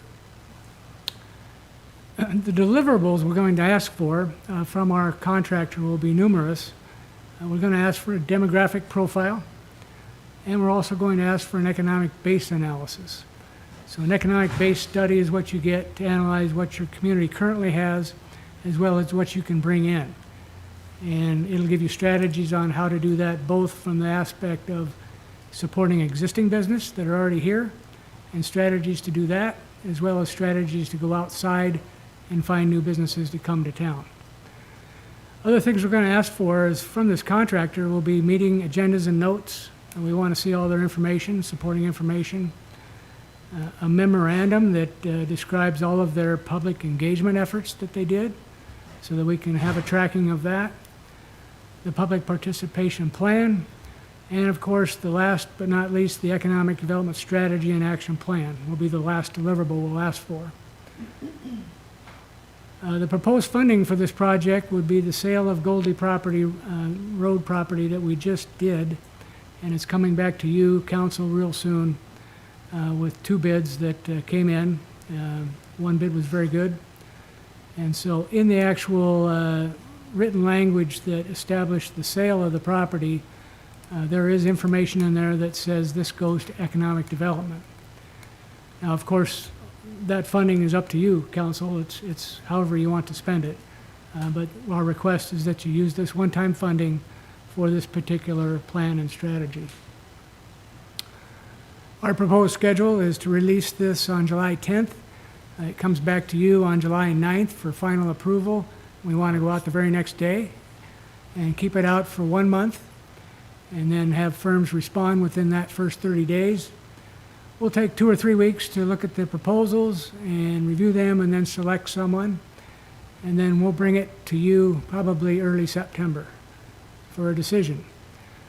So how long does this take to do? Well, I called a firm that I know in town, in Seattle, and they said it would probably take 6 to 9 months to do a complete economic strategy. I also went online and looked for a cost. What does this stuff typically cost? So I found Redmond just approved one about a year ago, and in their RFP, they labeled $60,000 to $85,000 as a range that they would need to be able to hire a firm to do this work for them. So that would probably be a reasonable range for us to consider. So I'm available for any questions, as well as Mr. McCaslin is here as well. Great, thank you so much. Yes, Mayor Pro Tem. Thank you, Mayor. Is this the same SEDS that we have a cost share agreement with the county and Langley and Coopville to develop, or would this be an Oak Harbor specific study? Yes, that we did have a sharing agreement on the SEDS agreement, but this is just Oak Harbor specific. Oh, okay. So it wouldn't be a portion of the 60 to 85K. We'd be on the hook for that, but all the info would be specific to city limits, or That's North correct. Whitby at This is least? all just for the city. Okay, thank you. Thank you. Yes, Councilmember Stuckey. Yeah, kind of along those lines, when I was looking at your slide of the scope of services, I was a little disheartened to see how much of this was going to demographic information. The amount of times we've gotten demographic information, the amount of resources we have out there for demographic information is like really another study for demographic information, especially when you have the EDC, you have the SEDS. So when I say things like demographic information, real estate market, I mean, we already have those reports from various entities that we've given money to. So I've always been for this. We do need a plan, but I really want to go as much as we can the actionable part of it, which is, I think, what can kind of help sell this to the public, so to speak. The 2013 report, what came from that tangibly? When this was done in 2013, can someone give me examples of, because of this happened? So results from the 2013 report, I know they put that as an element in the 2016 comp plan amendment. As far as existing things that came out of that report, I think as I recall, the Main Street solution came out of that. And I think there were various people in town who participated in the starting of Main Street. And that was all one result of that particular economic development plan. Other things, I think the redevelopment of downtown was started in that plan. But as far as exact goals and objectives, I don't have those Sure. in front of me. Well, because I think of the downtown, and I wasn't here in 2013. I think if you go to our downtown on a Wednesday afternoon, you'd have a hard time describing it as vibrant. So I'm trying to think of, okay, we've done this before. What came from that, and why is this going to be different? Is part of my concerns. My other question is, with the sale of the Goldie Road property going for economic development, do we have to specify what those funds are for? It was put in the actual ordinance or Sure. resolution to be for economic development. Because I believe that there was talk about a sale of that property in 2009. I saw in one of our packets that said it was going to be for affordable housing, something to do with the trailer community. Does this just supersede that? Right. Okay, okay. that- So you're we're not correct. bound by that from 2009. So You're correct. The 2009 was geared towards affordable housing. okay. Yeah, I mean, I'm for this. Everyone always says we need a plan. Just please, if we come back with a bunch of demographic information and a couple of fancy websites, that's where I'm going to think that this was not worth it. So, thank you. Mayor Pro Tem does have some additional information with your specificity around your 2013 question. All right, yeah, just real quick. I was here in 2013. I'm looking around. Yeah, Brent, maybe Ray, or the other people in the room. And off the top of my head, all your examples were good ones. I can't think of any additional off the top of my head, but I do recall that study was done in-house by one of our like part-time planners. He kind of split between planning and economic development. And so it was a very good, very comprehensive study, but I'm guessing it's nothing like the amount of information we're going to get from a big firm. But even then, we relied on that heavily. I mean, anytime we made a decision that had to do with the downtown or whether to support the Main Street or what about this music festival, I mean, we referenced that study constantly in our work, you know, for the first couple of years that it came out and even after. So I did find it to be helpful. Thank you, Mayor Pro Tem. Yes, Councilmember Marshall. Thank you, Mayor. So I did ask Sabrina for a copy of that 2013 report, and it very much is the same information: demographics, labor and workforce, real estate market, housing market, education component to it. And I have the same concerns as Councilmember Stuckey, right? And you know this, right? I've already said it to you, and I've said it to Steve before about studies that we just have studied and then put on the shelf and not done anything about. It's got actionable items, that's great, but I really struggle with spending money that we then don't follow up on. And so if you're saying this is what we need, this is what we're going to do, I personally am going to be on the administration, on the city administrator, on you to get this stuff done, because I don't want to spend money on a study, 65 to 85,000, that we are not going to do anything with. I mean, we have spent a significant amount in the last 2 years on economic development that I can't say that we tangibly have gotten that back. You know, that we've spent X amount of dollars, and from that we've garnered X amount in economic gain. And I don't know where it equates. I don't know. I can't say that we've done that.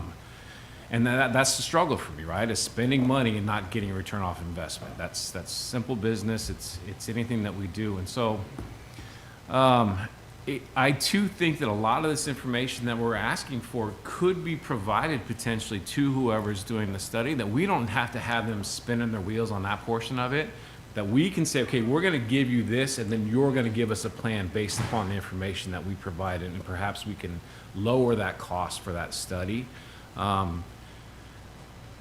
And I would start with that 2013, because I don't know how much demographics have changed over the last 11 years. I don't know how much, but a lot of what I read in that 2013 are the same issues that we're facing today. I mean, we still have a lack of single room dwelling units, right? Like one-bedroom apartments, that kind of thing. Those are still very true. You mentioned that it's a workforce issue, right? We don't have a lot of jobs that require, it's hard to attract businesses that require bachelor's degrees because we have a lower percentage of people that have bachelor's degrees. You know, for example, we have a high percentage that take associates. So there was a lot of talk about partnering with Skagit, partnering with the vocational side of the high school to make sure that we're creating some of that workforce development. And that's been a plan that's been around for 11 years, and how much have we actually implemented? I don't want to see this say, hey, you need to do this. Well, that's the same information we got 11 years ago that we did nothing with, right? And so that's, I'm going to support it because I know this is what staff thinks is the best. I talked to Sabrina about it. You know, I'm going to support it, but I would like to see if we can par it down a little bit and make sure that we're providing some information and perhaps spending less. And just know that I'm going to be asking about it. Where are we at with this? Let's push. Let's get it done, because let's not spend money and just spend money, you know? And I know we have a great staff. We have great people. It's not the same environment it was 11 years ago, and I'm not disparaging them. But I just want to make sure that we are spending money, the people's money, right, wisely, and that we're getting a return off our investment. So appreciate all the work in this, and let me know what I can do to help. Mr. Mayor, if I may? Absolutely, yes. Thank you. Good points, Councilman Marshall. What we probably should do is update you a little bit on our progress. We have been spending time on workforce development locally and talking to the high school about a construction trades program and trying to get that started up, doing some building inspection training and coaching people that there's a career available in this kind of stuff. We're also doing a lot of other things behind the scenes that you probably just haven't seen yet. But this is not a defense of things we've done already. I'm with you. I totally agree. If there's some things in this generic scope of work that we have that we can give to the applicant or the performer, why not? It's a fairly generic list of demographics and all that, and we can give that information to these consultants. Typically what we do is when we get their bid, we tend to go through it and we take things out. If there's things that we see that we can handle that we don't need them to do. And so this is really just a starting point. But yes, I totally hear you, and we can negotiate some of these things out. Other things that I want to ask for, though, from the consultant would be a quantitative and qualitative analysis of strategies to go forward. So, you know, we can do all this information and put it together, but we need a strategy and a track to run on. And I think from a professional firm, with all respect to the internal staff from 12 years ago, I think this will help us get a lot further down the road. So thank you. Anyone else? Yes, Councilmember Arms. Thank you for the information. I will say about demographics, where I live, it's musical chairs there. We don't know how many people are coming. I've had so many new neighbors, I'm not sure anymore. So I think we are, because we're military. We have changed a lot. The neighborhood is changing, even where I live, and I live right in town. A lot of these people have either moved out, sold, you know, doing all that. So I do think it's kind of important, because we have had a lot of changes, you know. I mean, my neighborhood looks like musical chairs. And so I'm just saying, I think that we have either put more military in, or we've had a lot of changes. And so I think it's important to kind of give it a broad, maybe brush and look at it to make sure that we really are where we used to be.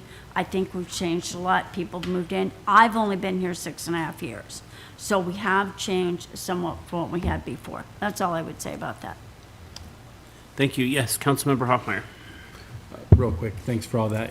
Yeah, you know, the only thing I would add is, you know, an affordable plan that we can follow from him, you know, an affordable recommendation from him. I was down in Seattle a while back, and I seen there was this gentleman on the sidewalk, and he had the best blueprints I've seen laid out on this window for a time machine.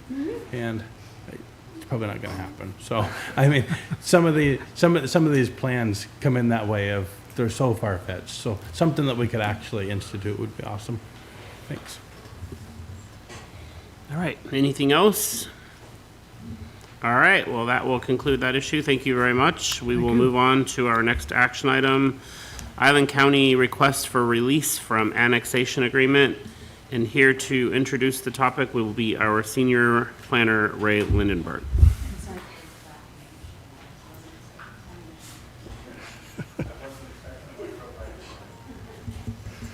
Thank you, Mayor and members of the council. I'm going to keep it brief today. Essentially, what we have is a request from Island County to be released from an annexation agreement that came before us back in the 1990s. That annexation agreement had some information in it regarding, sorry, it's not moving, regarding some physical attributes of the trailer park that exists there on North Oak Harbor Street. That is the Town and Country Trailer Park. As part of their annexation agreement, they were asked to make some improvements to that trailer park. Those improvements never happened, and it slipped through the cracks. So essentially what we have is a situation where the trailer park is on a larger parcel, or was on a larger parcel of land that was short platted to create the southern portion, which is where the trailer park is, and a northern portion, which is the property that the county purchased to build their affordable housing project. And so what happened there is when the county was requesting funding and grants from various different sources, one of those sources said that we need to have this removed or this information changed on there. I provided to them an email that said that the county will not be responsible for the fencing and the other improvements that were there because the context of the annexation agreement to me made it pretty clear it was for the trailer park. That was not good enough for them, so what the county has done is requested that we remove them from that agreement, essentially a partial termination, to get them kind of away from that requirement so that they can get their funding. Staff does not see an issue with that at all. The Town and Country Trailer Park, Mobile Home Park, is currently going through a site plan review to do some improvements, to add some additional units in there. And that is going to be one of the requirements of any approval that they get, is that they do all the improvements that they were required to do with the annexation agreement. And that is something that we will stick to. They're required to do some landscaping and fencing around the trailer park itself. And so that is something that is on the books essentially for us to do as part of the approval for any improvements to the Town and Country Mobile Home Park. As a backup plan, the project that the county has also has fencing and landscaping. So essentially, at some point, there will be a fence there. There will be landscaping there. On whose side? It might be on just the county side or just the trailer park side, but there will be some sort of fencing and landscaping there as was envisioned in the original annexation agreement. So, like I said, the county wishes to be released from it. They provided a form to us that was vetted by their legal staff, and then we provided that to our legal staff.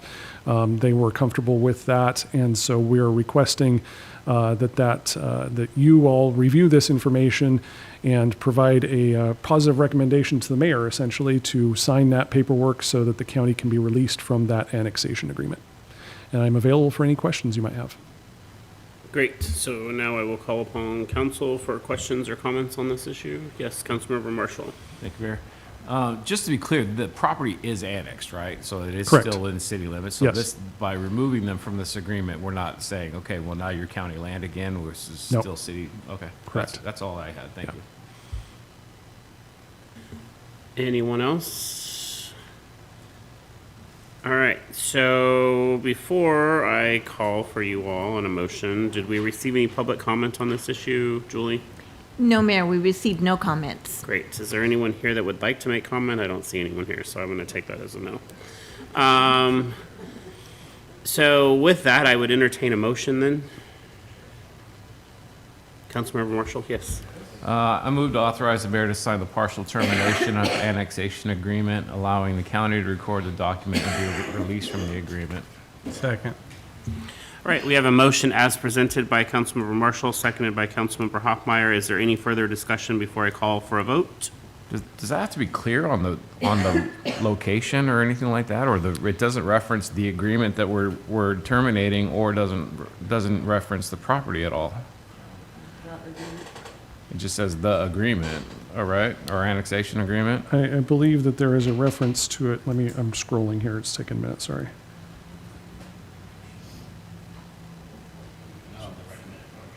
Yeah, and let me just go up to this one here. There are too many pages on this, sorry. And neither one of our recommended actions, does it actually specify what agreement or what the property location is or anything? Okay, so essentially what you're doing is if you scroll down to the bottom of your attachments there is a letter that was dated April 25th of this year from the county, and it references partial termination. The Hofelt annexation agreement has a parcel number, the assessor's parcel number, and the address. And so that is essentially the introduction to that. And then the agreement itself is the partial termination of annexation agreement, and it does have the full legal description and everything. And that is, I believe, probably your last attachment there, and that's what the mayor would be signing. No, I just for the purposes of the motion, I just Got wanted it. to make sure, we have to be clear, and Yes. is that clear enough for? I'm not an attorney. So, Mayor Pro Tem. You can't amend the motion because it's already been seconded, so it's not yours anymore. So I propose a friendly amendment to add the word Hoffelt before the word partial on the existing motion. Okay, so we have a friendly amendment to the motion. Is that right, Julie? So it would read the Hoffelt partial termination? Yes. We need a second for that? I'll second that if I can, yeah. You're seconding? Sure. Councilmember Stuckey seconded. Any further discussion before I call for a vote? Hearing none, all in favor, raise your right hand. It passes unanimously. Thank you very much. That was the amendment. Now we have to, The amendment? that was the amendment. Now we have to vote on the motion. Can I withdraw my original Oh. motion? No, okay. Not after it's been seconded. Sorry. So now I need to call for a vote on the Motion as amended. motion as amended. All in favor, raise your right hand. All right, passes unanimously. Thank you, Thank you. Yes, I'm sorry. Yeah, so when someone seconds it, it's not yours anymore. All right. We are moving on to city facilities update, and here to introduce is our Central Services Manager, Miss Sandra Place. Thank you, Mayor, City Council members. It's nice to be here with you today. I'm here to present Part 3, basically, of Central Services. We've talked about procurement, we've talked about fleet, and now today we're talking about facilities, but specifically the roofs projects. In 2017, my predecessor had this assessment done on all city buildings, and it was the reason to do it is we needed to know where we were at to be able to know where we were going to go. And so a team of engineers, architects, and construction professionals came on site, looked at all of the facilities inside and out, and came up with this condition assessment that has been provided in your packet, as well as the summary. I pulled out this little chart here because it tells about all of the buildings that were assessed at that time. And again, that's also in your packet under the executive summary. To be a little bit more specific, I included this spreadsheet. It is not in your packet. It was asked for after the fact, but I wanted to just point out some of the buildings here. The White House, that one we consider, that was the one that's sitting behind us here that we've demolished now. The Cada House, which is the White House down by the police department. The Big Brothers Big Sisters we're accountable for. There's one brown house that was previously demolished on East Woodby in 2023. City Hall, Fire Department, the Fort Nugent restrooms, the library, which we're accountable for the walls, the roofs, and the flooring. The Marina Harbor Master Building, the police department. At the city shops, there's 3 buildings, A, B, and C. That would be the mechanic shop, the one that houses water and streets, and the one that houses everybody else, including administration and engineering. The senior center, the lapidary building, which is the other brown house that was not demolished, that's used by the Gem and Rock Club, and the senior center respite center that is currently being used by other agencies. They rent it out. The second part is I included also another chart that shows some of the items that were not included at the time and why they were not included. The clean water facility, we did not do the old treatment plant. This is the new one. It was already in construction at the time. The Windjammer Kitchen West and East, again, that came after the fact. Well houses, those were not addressed in this study. The pump houses, The Public Works Annex came during COVID. Icon Building, we do own it, but they maintain it, and the new fire station is coming down the road. I liked this chart specifically because we're talking about the roofing today, and as you can see, roofing is just a very small sliver of the pie. There's a lot of things to discuss when we talk about deferred maintenance on facilities, but today I like to focus on the roofing. And it also in the assessment, it indicates what some of the high priorities are, and if you reviewed that, some of the highest ones were roofing during this assessment. So I wanted to highlight some of the fun stuff that we've accomplished. On the left is the old roof, on the right is the senior center roof that we accomplished in 2023 on budget. The CADA house, which is the one I told you about, that's by the PD, that's used for some of their administrative staff for their mental health wellness, and they're also their legal services. We also did that one in 2022, at the end of 2022, actually in December. And then the City Hall, we've repaired it twice so far to be able to address some of the leaking that we get. And we do have another estimate for another $10,000 to $15,000 to expand the area that we've already addressed, because there's not a lot of direction up there. So there's the vendor actually called it a bathtub because there's so much ponding up there. And so we need to redirect that to be able to fix the problem, and also to be able to, we just don't know where all the leaks are coming from because the roof is literally disintegrating up there, as you can see by the pictures that I've included. And I think this is a bigger system. There's a bigger report if you'd like to review it as well, but I picked out those one pieces that show some of where the ponding happens and also where the membrane is just going away. We've got, what I like to point out here too is we've utilized a company off of the Omnia contracts called Garland, and they're doing these assessments for free for us for the buildings. And so we were told in the assessment in 2017 that the roofs were a high priority. This totally independent agency is also telling us the exact same thing years later. So I just wanted to make sure that was noted. We have another issue at the police department. It's a great candidate for a restoration system, not a replacement system. Again, it has ponding areas, and we will need to reslope those areas to be able to, in the future, to be able to fix a lot of the issues. City shops, not in that bad of a condition, but we are hitting our life cycle on them. We do have a couple areas. We have replacement funds set aside for a portion of them, and specifically on the main building and the mechanic shop are the two that we will be putting in capital sheets for. And the last one is the modular roof at the Respite Center. It's hit its lifespan. We can see a lot of damage already, wear and tear on it. We just recently, in fact today, got 3 quotes came in because we did an informal bid. It's going to be anywhere between $18,000 and $30,000, depending on what we decide to do, what materials, if we go forward with that project. Funding, we included this at this week as well, this slide, because funding definitely needs to be determined. We're including capital projects for all of these to be looked at. And we also need to address long-term. I think we've talked about this several times over my tenure, is we have a replacement fund that we have not been able to fund. This particular chart in 2017, if we were to have come to council, we would have asked for $9.3 million just to get on par in 2017. We have not done anything since then, so now it will show you that it's been growing obviously and compounding, and so it's up to 12 million, up to 14 million if we keep going. And I'm not saying that we should take that huge big elephant chunk, but it is a reality that we need to talk about. And if we would have taken that big chunk in 2017, the little chunks would have been a lot more easy to digest these previous year or these future years that we're already in. This slide shows a good, better, best, and I love that statement because it gave us options. We have a good, a 10-year option. We have a better, a 20-year option. We have a best, a 30-year option if we have to do total replacement. Obviously, we've been talking about a lot of these buildings and how we may be going a different direction, and if so, do we go this conservative approach and just stick with the 10-year plan first? The 10-year plan allows us also to extend it after that 10-year. We can do it again and again and again as long as we need to.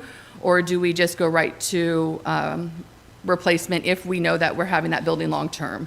And so that's been included in your packet as well, because I know it's very small to review there. And this is just a blown up of City Hall, which we think is our top priority project, is to be able to do something with City Hall, whether we're going to continue to repair it or do the restoration on the top of it. And that's what I have for today. Great. Any comments or questions for Sandra from council? None, really. Okay. I know, Great. it's Thanks, intense. Sandra. Thanks. Oh, yeah. We're going to take a quick, 6-minute recess and we'll be back.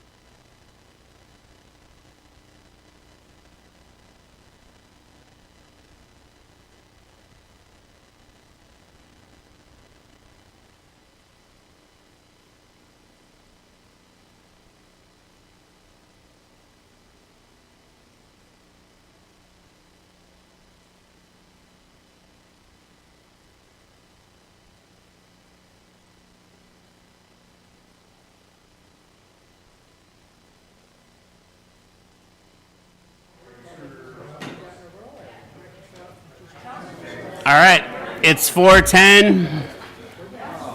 We're back in session. We're going to move on to our next action item, which is the construction management and inspection of Northeast 7th Avenue reconstruction. And here to introduce will be our city engineer, Alex Warner. Thank you, Mayor, Council. So, yes, this is to support the Northeast 7th Avenue reconstruction project, construction management and inspection contract. In early May, we came to you and you supported the award of the construction contract for Northeast 7th to SRV Construction. We informed you at the time that we would be coming back with a separate contract because we need the expertise to manage the paperwork and provide a full-time inspector to ensure we're complying with federal grant guidelines for this project. So in the meantime, we issued a request for a proposal. We received one response, and that was from KBA Incorporated. We determined they're well qualified to perform this work. They have the expertise, the manpower.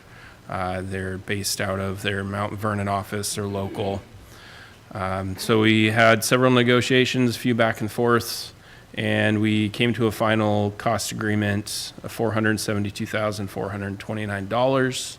We've added in there a 5% management reserve that can't be tapped into without the city's say-so. So our project manager and myself would have to give the okay to dip into that reserve. And again, this is a full-time inspector. They're going to be located at Public Works in our engineering office. We have a cubicle for them. They'll be providing all of their own, computer, camera, any equipment, vehicle. They'll be out in the field nearly every day, documenting daily reports. They'll have in-office support staff doing the construction management or all the paperwork. They'll be located out of the Mount Vernon office. And it'll really be, a team effort here to ensure we're, meeting disadvantaged business enterprise required goals, ensuring all the staff is getting their, wages appropriately applied for public works projects. And long story short, it's the cost of doing business. It's necessary for this project since we have the federal funds for this. So with that, I have a recommended motion on the screen, and I can take any questions. All right, I will call upon council for questions, and first up is Councilmember Hoffmeyer. Is KBA the same firm we used to do the audit on the clean water facility? I can't say they did the audit, but they did the contracting paperwork documentation. That's what it as was. I part just of knew it. I knew I was familiar with the name from that plant. Yes. Okay, cool. Yeah, and I mean, this is kind of what we knew we were getting into with the grant money. So awesome. Pretty excited to see this project continuing to move ahead. I see, looks like PSE and Cascade Natural Gas are probably winding down with their work there. When is, and I know we signed that contract a while back. Is everything still on that schedule? So we have our pre-construction meeting with SRV this Friday. Cool. And that'll nail down the schedule. Informally, we're looking at the week after the 4th to start their work. Okay, so this is something that we need to approve of today, and that's why it's an action item, huh? That would be much appreciated, yes. Perfect, thanks. Yes, Councilmember Stuckey. So just to confirm what I think I already know, looking under the fiscal impact of this, basically the city's in for 94. The 401 and some changes, that's all grant. Not like the city itself is spending this kind of money. Correct. $401,338 is a grant fund. And with your knowledge, considering this is the only person, the only group that we have, is this in line with what you would expect, or would be taken for a ride because this is the only one that put their name in the hat? It is in line. It's really typical for this this effort of work. To give you an example, we had the Veterans Memorial Park. We realigned the trail back in 2018. That was our last or at least my last federally funded park project. It's about a $300,000 construction cost. To have an on-site inspector was about $150,000. So that was 50% of the construction cost for that small project. So this is about 20% of the construction cost. So it really is in line with this type of work, yeah. Okie dokie. Thank you. Anybody else? Yes, Councilmember Marshall. Thank you, Mayor. Just given that it's about 30,000 over what we anticipated, we're still going to be within budget on this project overall, yes? Or Yes, we are still within budget, that's all? fully funded. Perfect, thank you. All right. Yes, Mayor Pro Tem. I move to authorize the mayor to sign the professional services agreement with KBA Inc. for construction management and inspection services for the Northeast 7th Avenue reconstruction project in the amount of $496,050, which includes a 5% management reserve. Second. All right, so we have a motion as presented. We have it seconded by Councilmember Stuckey. I just want to confirm with Julie before I call for a vote that we've received no public comment on this issue. That's correct, Mayor. No comments were received. All right, is there any additional discussion up here before I call for a vote? All right, hearing none. All in favor, raise your right hand. Passes unanimously. Thank you very much. Moving forward. Engineering, action item 2024 Water Main Replacement and Overlay Project Award. And here to introduce again is our city engineer, Alex Warner. And I've got our project engineer, Brett Arvidsson, to present this topic. Good afternoon, Council. We're here to talk about the 2024 Water Main Replacement Overlay Project. It's an award. Do I point this guy? Okay, there. Okay. So we haven't got anything on it. There we go.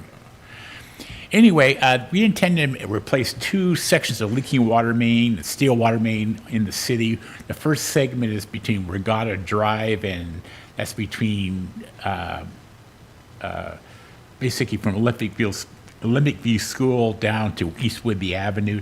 The second segment is on Southeast 4th between Fairhaven and Dwyer. These two sections are about 3,100 feet of pipeline. And after we get done with the pipeline, it's going to be an overlay replacement, similar to what we did in West Whidbey.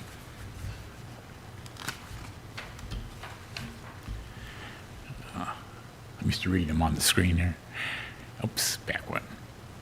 So here's the project locations. One is, like I say, right in front of Olympic View School. We are going to close that road down for the duration of the construction, so there will be a major detour involved. So just so you're aware of it. Fairhaven is less impactful. It's mostly in our neighborhood, or Fourth, I think. So anyway, we did issue contract documents and open bids on May 14th. We had 4 bidders. The low bidder was SRB Construction, who's actually doing 7th Street also. Their bid was $1,456,680.12. Our engineer's estimate was $1.75 million. Additionally, we were asking for a change order allowance. Our normal staff is 20% or $100,000, whichever is less or whichever is less. We do have, because of some delays, we are actually needing to get this project moving along faster. The problem with Regatta's Olympic View School is just it'll back up forever. So if we try to do construction while school's in session, so we need to get this done by the end of summer. So we are planning on doing some acceleration, so that'll add some extra money to the project. So right now we're asking that the change order allowance be $150,000. This project is being funded from a water capital project, which is about $940,000 of it. Our Fund 102 Streets Capital is $288,000, and our Transportation Benefit District is about $200,000. So anyway, we do have a motion that the City Council award the bid and authorize the mayor to sign a contract for the 2024 Water Main and Overlay Project to the low bidder SRB Construction Incorporated in the amount of $1,456,680.12, and authorize the Public Works Director to This is actually the old version of it. Yeah, do you want to correct it verbally? It's 150,000. Change order allowance. Yeah, change order allowance. I was wondering where that number came from.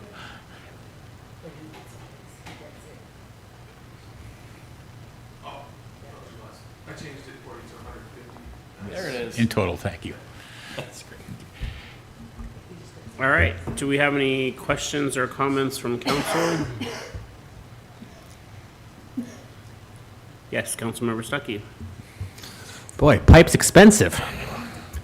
Actually, this is a good price. This is It's a good price. Yeah. Actually, for West Whitby, it's actually a little cheaper than we're seeing per foot. So we're actually very happy with the price. I do see engineers estimate at 1.75 million. I always appreciate the look at the high number and have it come in a little less.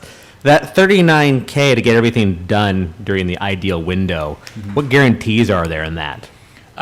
They have requirements to do that, and so our problem was because of the problems we had with the agendas, we actually had it on the council agenda for the 4th, but with the agendas blowing up, it didn't happen to us. If we'd gotten an award on that meeting, we would have been actually under construction right now, as soon as school ended. So they still have the requirement to get the job done contractually by that, but they also said, it's only fair is, we cut 2 weeks out of their schedule, almost 3 weeks.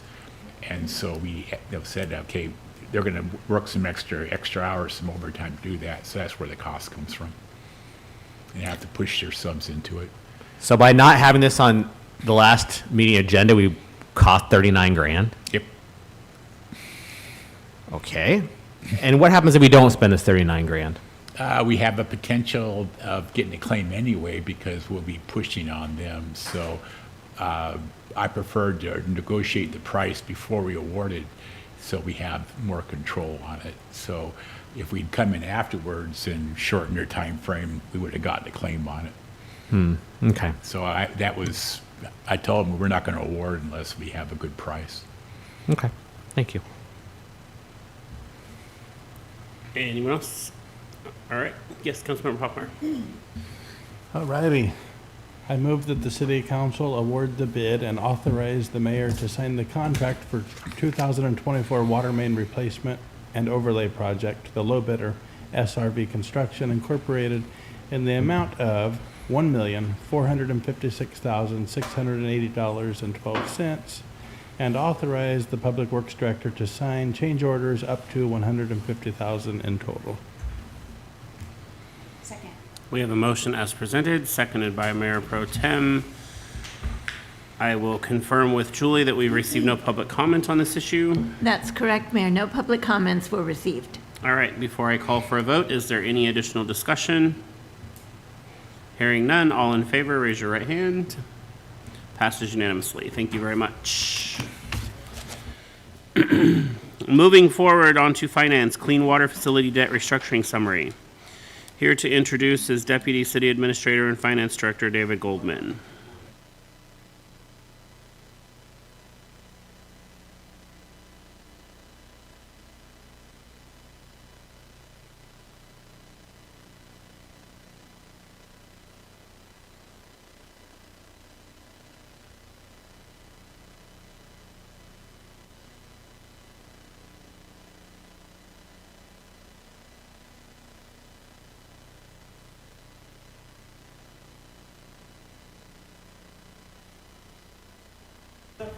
I don't know. Oh, hi, it's David Goldman, Deputy City Administrator, presenting for the Clean Water Facility Debt Refinancing Summary item.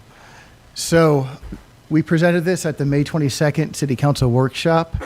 The council gave positive feedback to go forward with the restructuring. However, not all the council members were present. There were some that were absent, so we figured we'd just recap this and summarize it and see if there's any different or additional feedback to garnish before we go forward for the July 9th meeting with a resolution to move forward with ecology for the refinancing and 2 ordinances to adjust tax rates and also utility rates. So as we talked about And as is contained in your backup, the lifetime savings through the debt refinancing is just over $2 million. The rates, the utility rates for sewer right now are $118.41 for a single-family home. The debt service portion of that is about 55% or $65.21. And the operations, maintenance, and capital portion of that is about $53.20.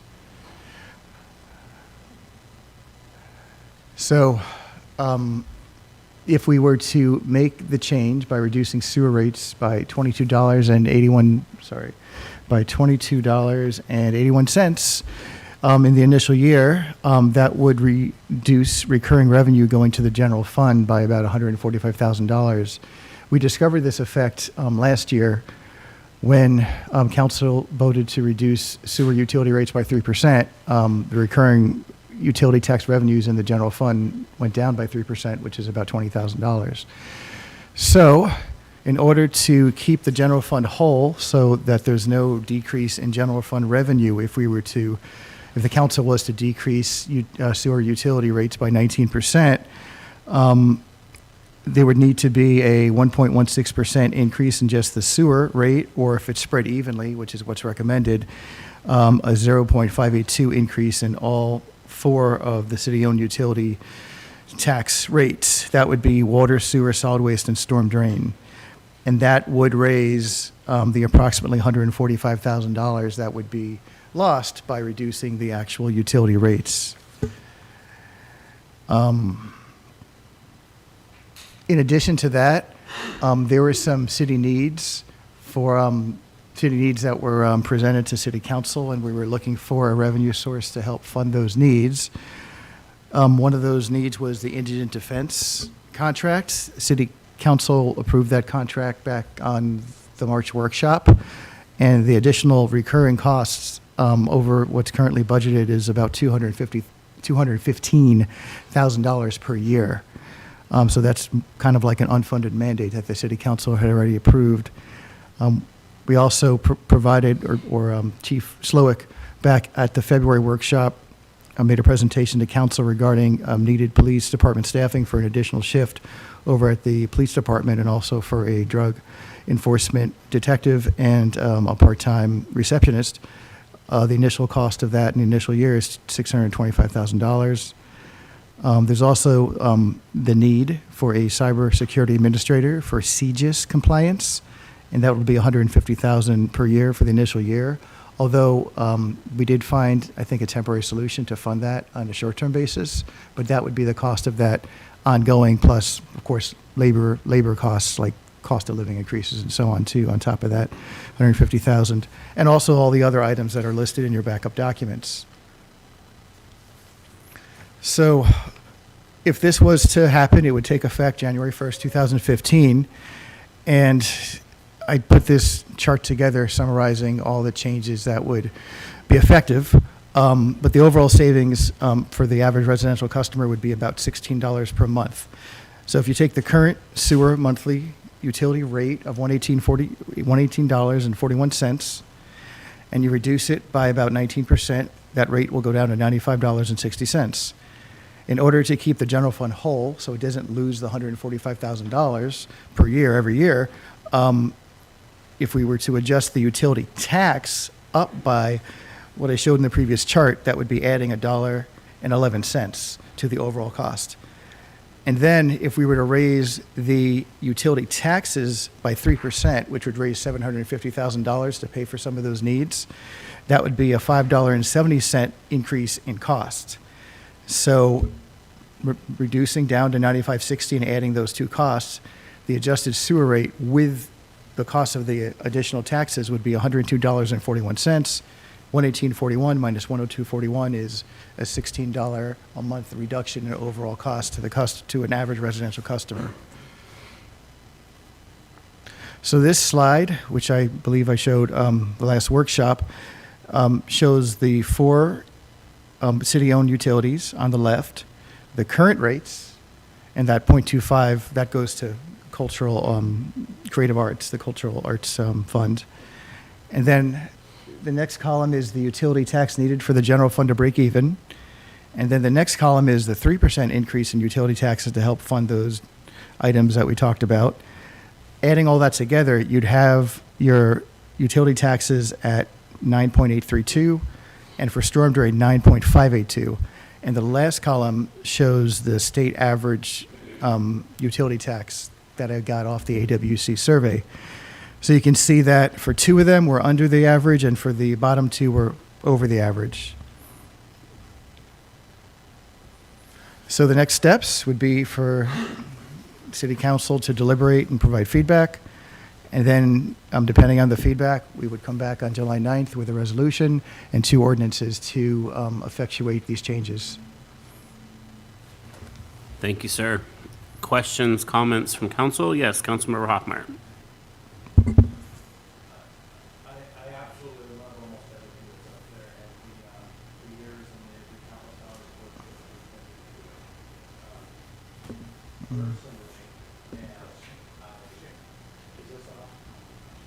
Thanks, Tim. Thanks, Tim. I support almost everything up here. You know, I couldn't be more thrilled by most of it. The amount of work that's went into it, the hours. I do not support the 3% utility tax adjustment.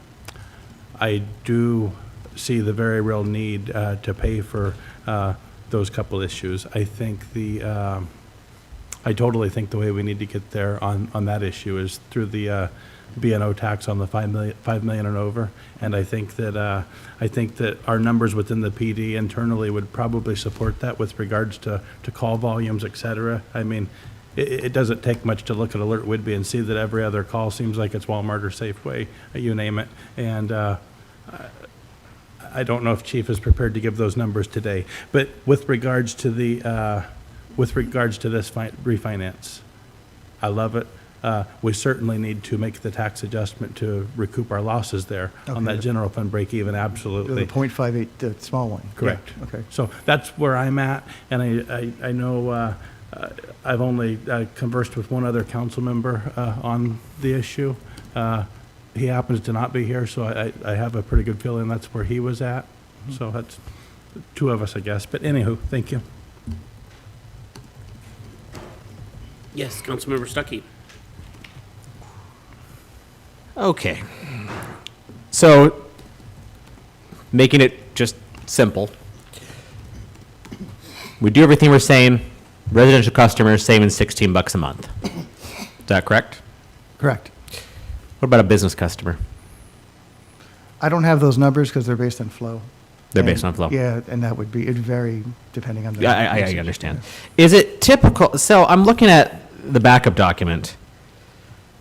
There's essential and then there's fluff and stuff. I mean, it's all subjective about what's being funded with the. Oh. Yeah.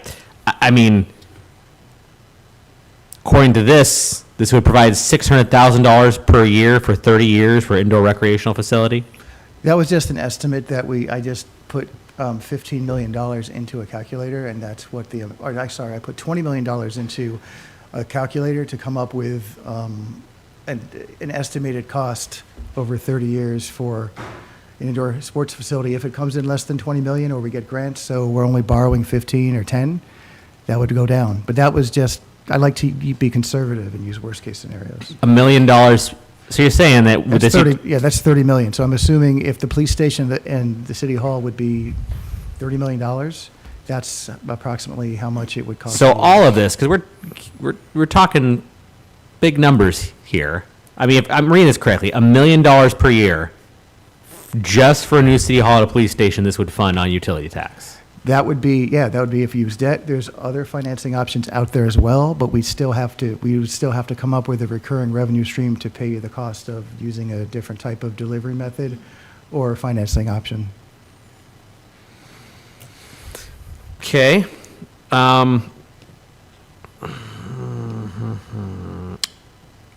We have to reevaluate in September of 25, correct? Because we did that study that was good for 3 years. I may be getting the vernacular wrong. Yeah, we'll be coming back. So in that earlier slide, I was showing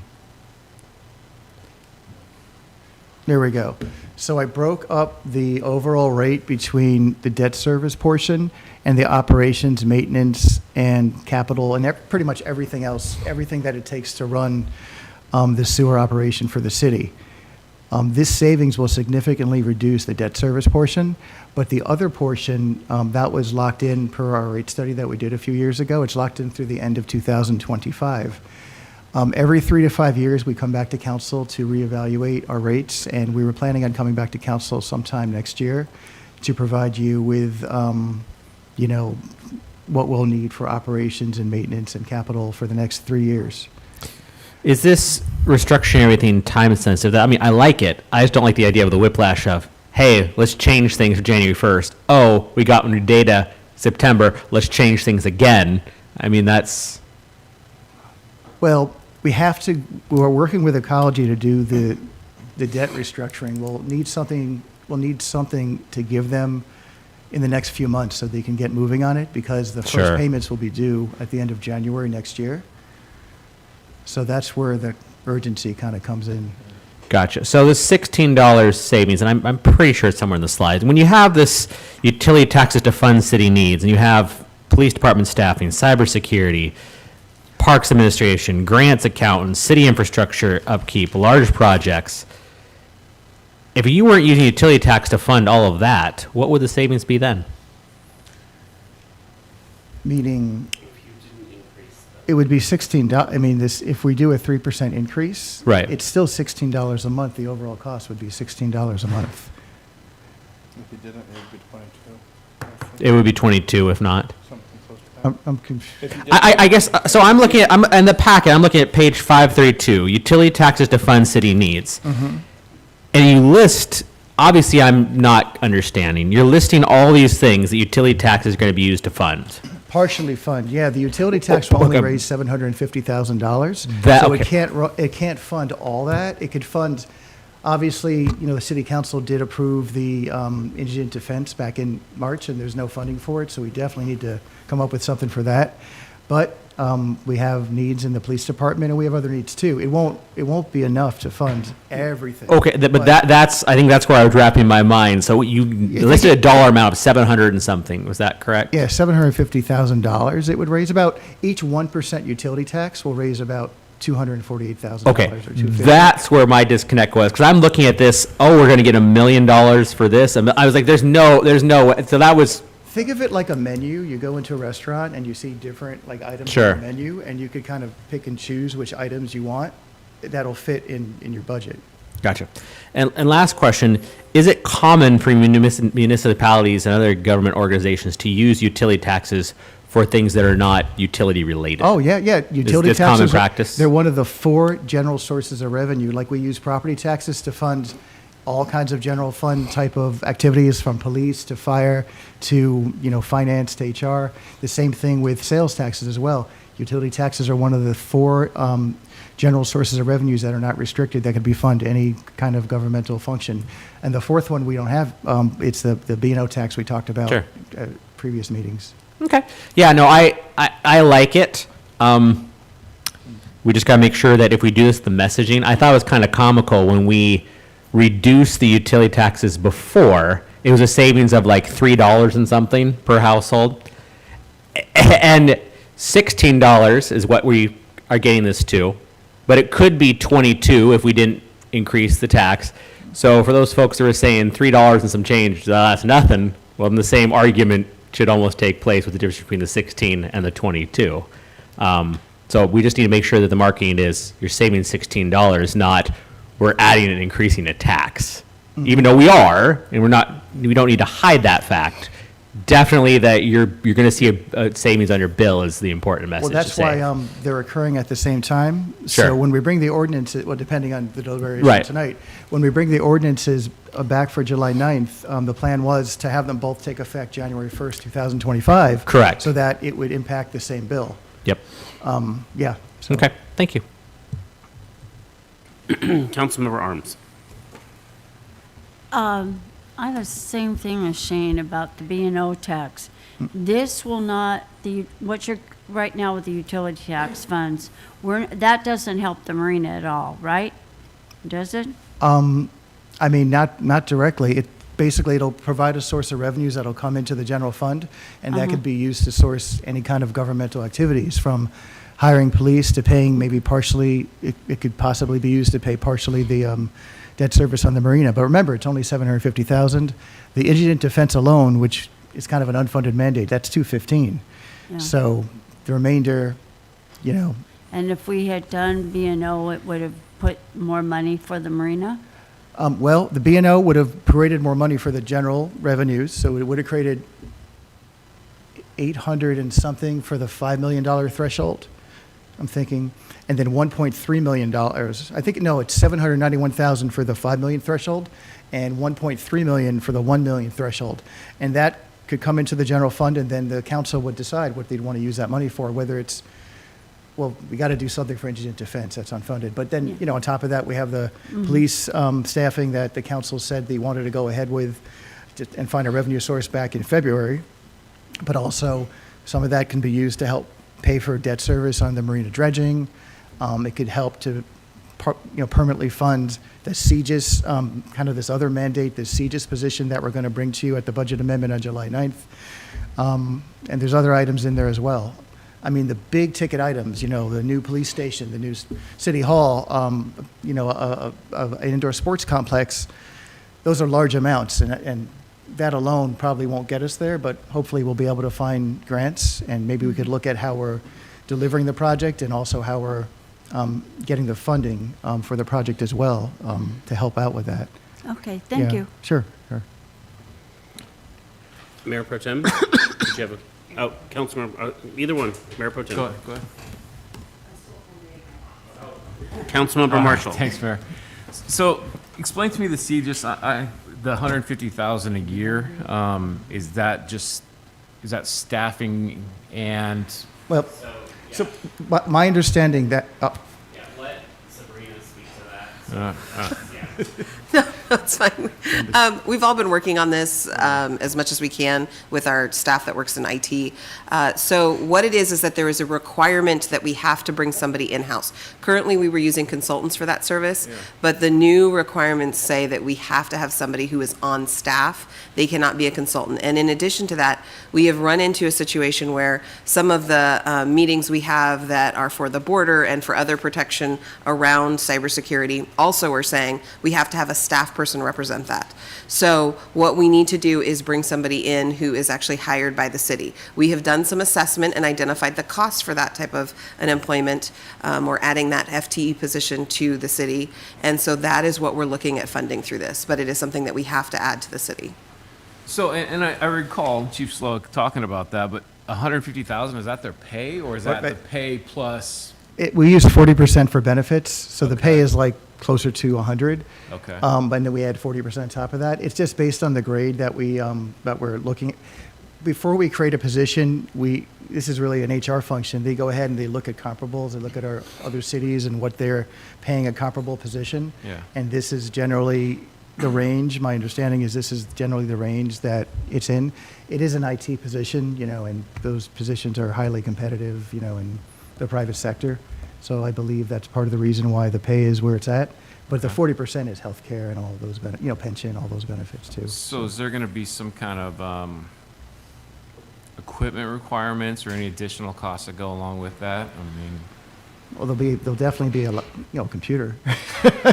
Well, are we going to have to buy into programs and all kinds of other things? So we already, when we hire employees, we already assess for those costs. Okay. And because we already have an IT room, because we have those requirements already, what we've been doing in the current budget is making sure to reinforce that, address our servers, things like that. So the office space and all of that, the equipment has already been identified, and that's part of hiring a new person or stuff we already have. Okay. There may be some additional software, but that is also something that this person would bring on. But because of the work we did with our consultants, we already know about some of those things that we'd need. And that was the word I was looking for, software. Thank you. And that's part of the 150. So. Yeah, okay, and that's just what I wanted to clarify. I believe if I understood one of our council members' concerns when he talked to me about this initially was that he was afraid there was going to be some kind of balloon payment towards the end where the ratepayer was going to pay more later down the line. But looking at the table you provided, I don't see that, right? It looks like it's pretty consistent. It's 4240 in the beginning and 4076 at the very end. So looks like it's pretty consistent. Is that correct? We're trying to get away from the balloon payment that's Okay. currently there because right now the private sector bond is interest only. I Yeah. mean, we're not paying any principal on it. The balloon payment comes into effect 2034 through 2036. It just balloons up, and then it retires. The way by refunding that with state ecology money, it creates a more even repayment. So there's no balloon payment any longer, and it helps contribute to the $2 million savings over the next 25 years. So B&O tax aside, I mean, we can relook at that later if we so choose, but we've identified, right, that we have a number of budgeting needs, whether it be, additional police or the indigent defense or the CJIS. We have a lot of needs. And this, to me, is just, I think this is great, David. I mean, really, that the fact that we can save the ratepayers money, and $16 a month is not insignificant, in my opinion, and still fund some of these other items. If we decide that we want to do the B&O tax too, well, then that's more things that we can fund. But, I mean, just the presentation from Sandra earlier where we kick that $9 million can down the road, and we have a lot of deferred maintenance needs that are unfunded. And so I think this just gets us a little bit closer to where we need to be and still saving the ratepayer at the end of the day. I'm all for it. Yeah, absolutely. Okay. So thank you. Mayor Pro Tem. Agree 100% with Counselor Marshall. Councilmember Hoffmeyer. Councilmember Marshall brings up some great points there. David, you've been involved in this since the beginning, and I've been incredibly savvy on this type of stuff from what I've seen. Before we ask Ecology to bring the privately held bond under them, before we ask Ecology to refinance their debt, we went to through the state legislature. We tried to get the state capital fund to buy down the debt, and they were going to do it. The capital budget ombudsman pointed out that, hey, I don't know that this would legally hold up being that it was an existing plant. However, our state legislature and the capital budget ombudsman were very much on board with helping us do capital projects in the future, knowing that there are a lot of capital projects coming up there, especially if when the fine screens failed, if that did some type of damage to the cartridges, there could be a $10 million capital project coming up. So our state legislature is still very vested in helping us get those capital projects on there. My lone fear is, and maybe you don't feel that this is justified, and that would make me more comfortable. But my one fear is if we sit here and raise the I hope it's not mine, it is. If we sit here and raise the utility tax by 3%, are we signaling to the state that we have lowered our utility bill as much as we need to, and that we don't need their help?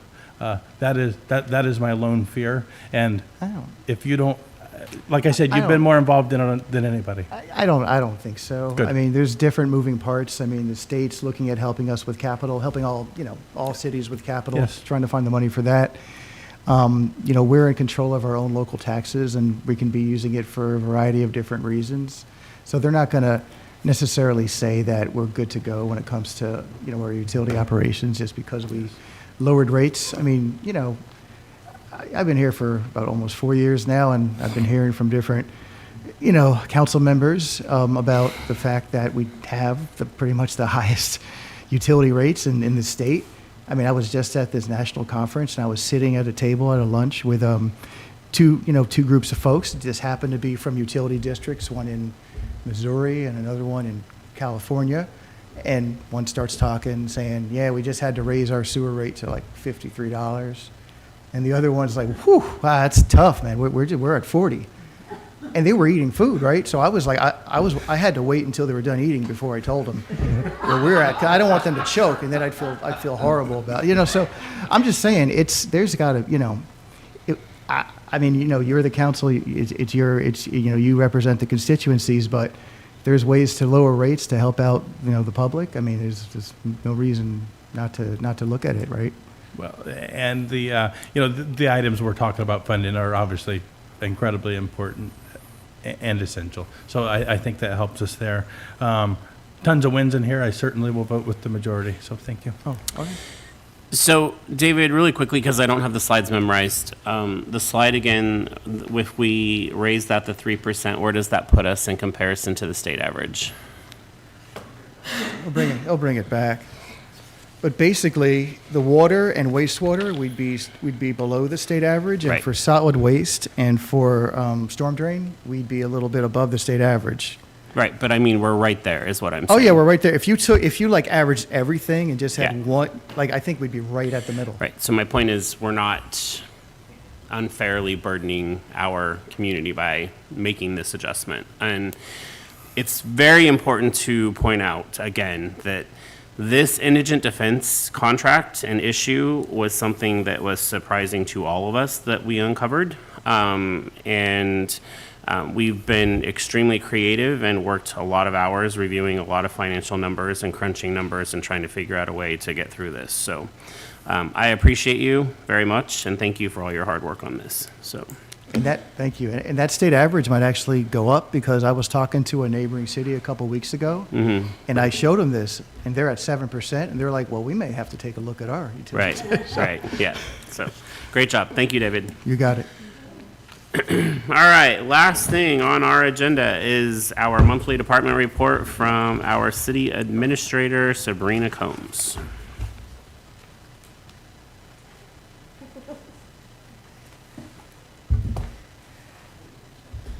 Okay. Good afternoon still, council. Just so I check the time on that. So I try to keep this really brief and short if there's anything you have questions on, but we are trying to just give you an update of information and what's going on within our department. So if you have any questions, let me know, but the information's all there for you to review and understand what's been happening. Councilmember Hoffmeyer, sorry. I know it can't happen all the time because of how busy you guys are, but seeing you and Mikkel and Maggie together at times, boy, we have an amazing staff. Keep up the good work. Thank you. We're very excited about the team, and the work we do is so important here. But I got to say, I love all the teamwork in the city, and the morale's improved drastically. And just even recently at the all-staff event, when we did instead of doing the normal, here's how you need to wear your work, your work and safety wear, we did a fashion show. And all the departments got involved, and it was super fun and engaging, and a great way to just have everybody see what everybody else is doing in their departments, and especially with some of our new workwear attire requirements. So yeah, we just have a great team, and I love what we're doing. Anything else for Sabrina? All right, well, thank you very much, Sabrina. Thank you. Is there any other comments, questions, or concerns that council would like to voice at this time? This is your time. Councilmember Arms. I have a question for City Administrator Sabrina. I said, what time are we supposed to be at the parade and where? Oh, God. I will have Maggie update you with that. I know Maggie and Mikhail. No, it's there's a lot of details there.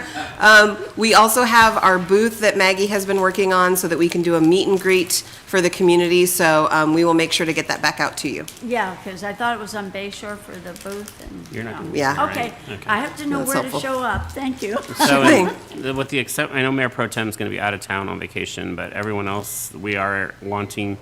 Oh, look, we're going to barely make it. We are wanting everyone to sign up because it's an opportunity for the public to come in and have conversation with you. We're all going to take turns. So if you've got time, we would really like to see you sign up and take your hour or two. I don't know, how long are we doing on that?